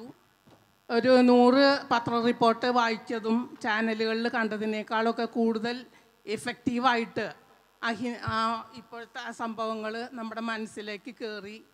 അതിൽ വളരെ സന്തോഷമുണ്ട്, അഭിനന്ദനങ്ങൾ. ഒരു എഴുത്തുകാരി എന്നുള്ള നിലയ്ക്ക് എനിക്കൊരു സംശയം തോന്നിയത്, ഇങ്ങനെ ഒരു നോവൽ ഒരുപാട് റെഫർ ചെയ്തിട്ട് ഒരു നോവൽ എഴുതുമ്പോൾ തീർച്ചയായിട്ടും അതിന് താൻ ആശ്രയിച്ചു പോന്നിട്ടുള്ള സോഴ്സുകൾ ബാക്കിൽ കൊടുത്തിരുന്നെങ്കിൽ ഈ കാര്യങ്ങളെക്കുറിച്ച് കൂടുതൽ അറിയാൻ ആഗ്രഹിക്കുന്ന ഒരാൾക്ക് അത് റെഫർ ചെയ്യാമായിരുന്നു. അത് ഇല്ല എന്നുള്ള ഒരു പോരായ്മ കണ്ടു. അത് ഇനി പതിപ്പുകൾ വരുമ്പോൾ ഒന്ന് ശ്രദ്ധിക്കണം. പിന്നെ രണ്ടാമത് എനിക്ക് തോന്നിയത് ആ ശിവറാം ഗോത്ര എന്ന് പറഞ്ഞ ആ കഥാപാത്രം എനിക്ക് ഭയങ്കരമായിട്ട് എത്രയോ പകർപ്പുകൾ നമ്മുടെ രാഷ്ട്രീയത്തിൽ ഇപ്പോൾ അതിൽ നിന്ന് കിട്ടിക്കഴിഞ്ഞു ഇങ്ങനെ ചിന്തിച്ചു കഴിഞ്ഞപ്പോൾ. അതിൽ തുടക്കത്തിൽ ഒരു ട്രെയിനിൻ്റെ ഉള്ളിൽ ട്രെയിനിൻ്റെ ബാത്റൂമിൽ ഇയാൾ 55 എഴുതണ ഒരു സീനുണ്ട്. അപ്പോൾ ഈ നോവൽ വായിച്ച് പലരോടും ചോദിച്ചിട്ട് അതെന്താണെന്ന് ക്ലിയറായിട്ട് മനസ്സിലായില്ല. ഞാൻ ഗൂഗിളിൽ നോക്കിയപ്പോഴും കിട്ടിയില്ല. 55 കോറിയിടുന്നതായിട്ടുണ്ട്. അതെന്താണെന്നൊന്ന് പറഞ്ഞാൽ കൊള്ളാം. ശിവറാം ഗോത്ര എന്ന് പറഞ്ഞ കഥാപാത്രം തന്നെ തുടക്കത്തിൽ. ആദ്യത്തെ ചോദ്യത്തിന് ആദ്യം ഉത്തരം പറയാം. അതിൻ്റെ റെഫറൻസ് എന്തുകൊണ്ട് കൊടുത്തില്ലാണുള്ളത്, അതൊരു എഴുത്തുകാരൻ്റെ രഹസ്യമാണ്. അതുകൊണ്ട് അത് ചെയ്തില്ല എന്നുള്ളൂ. എങ്കിലും നല്ല വാക്കുകൾ പറഞ്ഞുകൊണ്ട് ഞാൻ അതിലൊരു രഹസ്യം പറയാം. ഞാൻ ഈ പീരീഡ് ആവിഷ്കരിക്കാനായിട്ട് പ്രധാനമായിട്ട് ആശ്രയിച്ചത് ഹെൻറി കാർട്ടിയറുടെ സ്ട്രീറ്റ് ഫോട്ടോഗ്രാഫുകളാണ്. അപ്പോൾ ആ സ്ട്രീറ്റ് ഫോട്ടോഗ്രാഫുകളിൽ അദ്ദേഹം 1947 മുതൽ 48 വരെ ഇന്ത്യയിലെ പല സ്ട്രീറ്റുകളിൽ ഓടി നടന്ന് പടങ്ങളെടുത്തതിൻ്റെ 1500ഓളം ഫോട്ടോഗ്രാഫുകൾ ഞാൻ റെഫർ ചെയ്തു. അതാണ് പീരീഡും വസ്ത്രധാരണ രീതിയൊക്കെ അതിൽ വരാനായിട്ട് കാരണം. അപ്പോൾ അത് എന്നെ സങ്കടപ്പെടുത്തിയൊരു കാര്യം എന്ന് വെച്ചാൽ, നമ്മൾ ഈ ഫോട്ടോഗ്രാഫ് നോക്കുമ്പോൾ പോലും ഇന്ത്യയിൽ എങ്ങനെയാണ് ജാതി പ്രവർത്തിച്ചതെന്ന് നമുക്ക് ഓരോ ഫോട്ടോഗ്രാഫിലും വ്യക്തമാണ്. കാരണം അതിലെ ഡൗൺ ടോട്ടനായിട്ടുള്ള സെക്ഷനായിട്ടുള്ള ആളുകൾ അല്ലെങ്കിൽ അത്തരത്തിലുള്ള ആളുകൾ ഒക്കെ തന്നെ വളഞ്ഞിട്ടാണ് അതിലെല്ലാ ഫോട്ടോഗ്രാഫിലും നടക്കുന്നത്. നിവർന്ന് നടക്കാൻ കരുത്തില്ലാത്ത ഒരു ജനതയെക്കുറിച്ച് എഴുതുമ്പോൾ അത്തരത്തിലുള്ളൊരു ഫോട്ടോഗ്രാഫ് ഈ പീരീഡ് ആവിഷ്കരിക്കാൻ എനിക്ക് കുറച്ചുകൂടി ഒരു വലിയ സാധ്യത തന്നിട്ടുണ്ട്. പിന്നെ ശിവറാം ഗോത്ര 55 എന്ന് എഴുതുന്നത് എനിക്ക് തോന്നുന്നു ഞാൻ എഴുതിയത് ഒരു റോമില താപ്പറിനെ പോലെ അവരെഴുതുന്ന പുസ്തകങ്ങളുടെ ഒരു ആക്യുറസി നിങ്ങൾ എന്തായാലും ഒരു ഹിസ്റ്റോറിക്കൽ ഫിക്ഷനിൽ നിങ്ങൾ തരാൻ ശ്രമിക്കരുത്. 55 എന്നുള്ളത് പാകിസ്ഥാന് ഇന്ത്യ കൊടുക്കാൻ ബാധ്യതപ്പെട്ട ഒരു തുകയായിരുന്നു, 55 ലക്ഷം. അതിൻ്റെ ഒരു അദ്ദേഹത്തിൻ്റെ ഉള്ളിൽ ആ ഒരു കാരണം കൊണ്ട് കൂടിയാണ് അന്ന് സ്പീഡപ്പ് ആയത്. അദ്ദേഹത്തെ കൊല്ലാനുള്ള അവരുടെ ശ്രമങ്ങൾ കുറച്ചുകൂടി സ്പീഡപ്പ് ആയത് അതുകൊണ്ടാണ്. അപ്പോൾ അതുകൊണ്ട് അദ്ദേഹം അതിലെഴുതിയെന്ന് മാത്രം. സമയമുണ്ടോ സാർ? നമുക്ക് സമയത്തിൻ്റെ പരിമിതിയുണ്ട്. അതുകൊണ്ട് ഒരു ചോദ്യത്തിന് സമയമുണ്ടോ? അല്ല, ഒരു ചോദ്യം കൂടി ചോദിക്കാൻ സമയം പെട്ടെന്ന് ചോദിച്ചോളൂ. എൻ്റെ ചോദ്യം ഹരിത സാവിത്രിയോടാണ്. കാരണം സിൻ എന്ന നോവലും സഞ്ചാര സാഹിത്യത്തിൻ്റെ മുറിവേറ്റവരുടെ പാതകളുമൊക്കെ മനോഹരമായ ഭാഷയിൽ എഴുതിയ ആ സാഹിത്യകാരി തീർച്ചയായിട്ടും തൻ്റെ രാഷ്ട്രീയവും സാമൂഹികമായ നിലപാടുകൾ കൂടി കൃത്യമായി വ്യക്തമാക്കുന്നുണ്ട്. അത്തരം ഒരു വ്യക്തമാക്കലാണ് ഇവിടെ വിനോദ് കൃഷ്ണയും നടത്തിയത്. എന്ന് പറഞ്ഞതുപോലെ ഇവിടുത്തെ വനിതാ എഴുത്തുകാർ പോലും അത്തരത്തിലുള്ള ധീരമായ നിലപാടുകൾ പ്രഖ്യാപിക്കുമ്പോൾ ഇവിടെ ആൺഭൂരിപക്ഷം വരുന്ന എഴുത്തുകാർ അത്തരം സാമൂഹിക ചുറ്റുപാടുകൾ, പലസ്തീനായാലും മതേതര ഇന്ത്യ നേരിടുന്ന വെല്ലുവിളിയായാലും ഒക്കെ ഇത്തരം വിഷയങ്ങളിൽ ധീരമായി നേരിടുന്നു, അല്ലെങ്കിൽ അവരുടെ കാഴ്ചപ്പാട് വ്യക്തമാക്കുന്നു എന്നുള്ള തോന്നൽ നമുക്കിടയിൽ ഉണ്ടാകുന്നുണ്ടോ? എന്തുകൊണ്ടാണ് അവർ പിന്നോക്കം പോകുന്നുണ്ടോ എന്നുള്ളതാണ് എൻ്റെ ചോദ്യം. സമയമുണ്ടോ? ഇതിന് നമുക്ക് ദീർഘമായ ഒരു സംഭാഷണത്തിന് സമയമുണ്ടോ എന്ന് എനിക്ക് തോന്നുന്നില്ല. കാരണം നമുക്ക് വൈൻഡപ്പ് ചെയ്യാനായിട്ട് 2 മിനിറ്റ് കൂടെ ഉള്ളൂ. ഞാൻ ഒറ്റ വാക്കിൽ ഇത് പറയാം. ഇപ്പം നമ്മൾ വിനോദ് കൃഷ്ണയുടെ നോവൽ തന്നെ ഉണ്ടല്ലോ അതിന്. അപ്പം നമ്മൾ എല്ലാവരും എഴുതുന്ന ഒരേ വിഷയമാകണമെന്നില്ല. ഇത് ഡൈവേഴ്സിറ്റി ഉണ്ടാവില്ലല്ലോ, പലതരം വിഷയങ്ങളാണ്. അപ്പോൾ ഇവരെഴുതുന്ന നമ്മൾ ശക്തമായിട്ട് അതിനെ പിന്തുടരുക. അവരെ പോലെ തന്നെ മറ്റുള്ളവരും അതേ വിഷയം നമ്മൾ എഴുതണമെന്ന് വിചാരിക്കണമെന്നില്ല. ഇദ്ദേഹം എത്ര വ്യത്യസ്തമായ ഒരു നോവലാണ് എഴുതിയിരിക്കുന്നത്. ഞാൻ നിരീശ്വരനോ അല്ലെങ്കിൽ ആൻറ്റിക്കളോ ഒക്കെ വേറൊരു മേഖലയാണ്. അപ്പം ഈ ഡൈവേഴ്സിറ്റി പല തരത്തിൽ വരും. ഒരേ വിഷയത്തിൽ മാത്രം എല്ലാവർക്കും വൈൻഡപ്പ് ചെയ്യാൻ സമയമായതുകൊണ്ട് ഇത് ഒത്തിരി പേർക്ക് അഭിപ്രായങ്ങൾ പറയാനുണ്ടാകും. പക്ഷേ സമയത്തിൻ്റെ പരിമിതി കൊണ്ട് നമുക്ക് ഇവിടെ അവസാനിപ്പിക്കേണ്ടിയിരിക്കുന്നു. കാരണം നമ്മൾ ഒരു 137 വർഷത്തെ മലയാള നോവലിൻ്റെ ചരിത്രത്തിൽ നിന്ന് പുതിയ മുഖത്തിലേക്ക് എത്തി നിൽക്കുകയാണ്. ഇപ്പം നമുക്ക് ഈ ആർട്ടിഫിഷ്യൽ ഇൻ്റലിജൻസിൻ്റെയൊക്കെ പുതിയ കാലമാണ്. നോവലിസ്റ്റുകൾക്കും എഴുത്തുകാർക്കുമൊക്കെ വലിയ വെല്ലുവിളി ഉയർത്തിക്കൊണ്ട് യന്ത്രങ്ങൾ ഏതാണ്ട് മനുഷ്യൻ ചെയ്ത എല്ലാ ജോലികളും ഏറ്റെടുക്കുകയും ഇനി നോവലെഴുത്ത് പോലും ഏറ്റെടുക്കുകയും ചെയ്യപ്പെടുന്ന ഒരു കാലഘട്ടത്തിൽ പുതിയ മുഖങ്ങൾക്ക് എങ്ങനെ ഈ ആർട്ടിഫിഷ്യൽ ഇൻ്റലിജൻസിനെ അതിജീവിച്ചുകൊണ്ട് തങ്ങളുടെ ഭാവന കൊണ്ടും തങ്ങളുടെ സ്വന്തം ഇൻ്റലിജൻസ് കൊണ്ടും പുതിയ പുതിയ നോവലുകൾ സൃഷ്ടിക്കാൻ കഴിയുമെന്ന വെല്ലുവിളിയിലാണ് നമ്മൾ എത്തി നിൽക്കുന്നത്. ഈ സെഷനിൽ എല്ലാ പുതിയ മുഖങ്ങൾക്ക് അത് സാധിക്കട്ടെ എന്ന് ആശംസിച്ചുകൊണ്ട് ഈ സെഷനിൽ പങ്കെടുത്ത എല്ലാവർക്കും നന്ദി അർപ്പിച്ചുകൊണ്ട് ഞാൻ വിരമിക്കുന്നു. നന്ദി, നമസ്കാരം.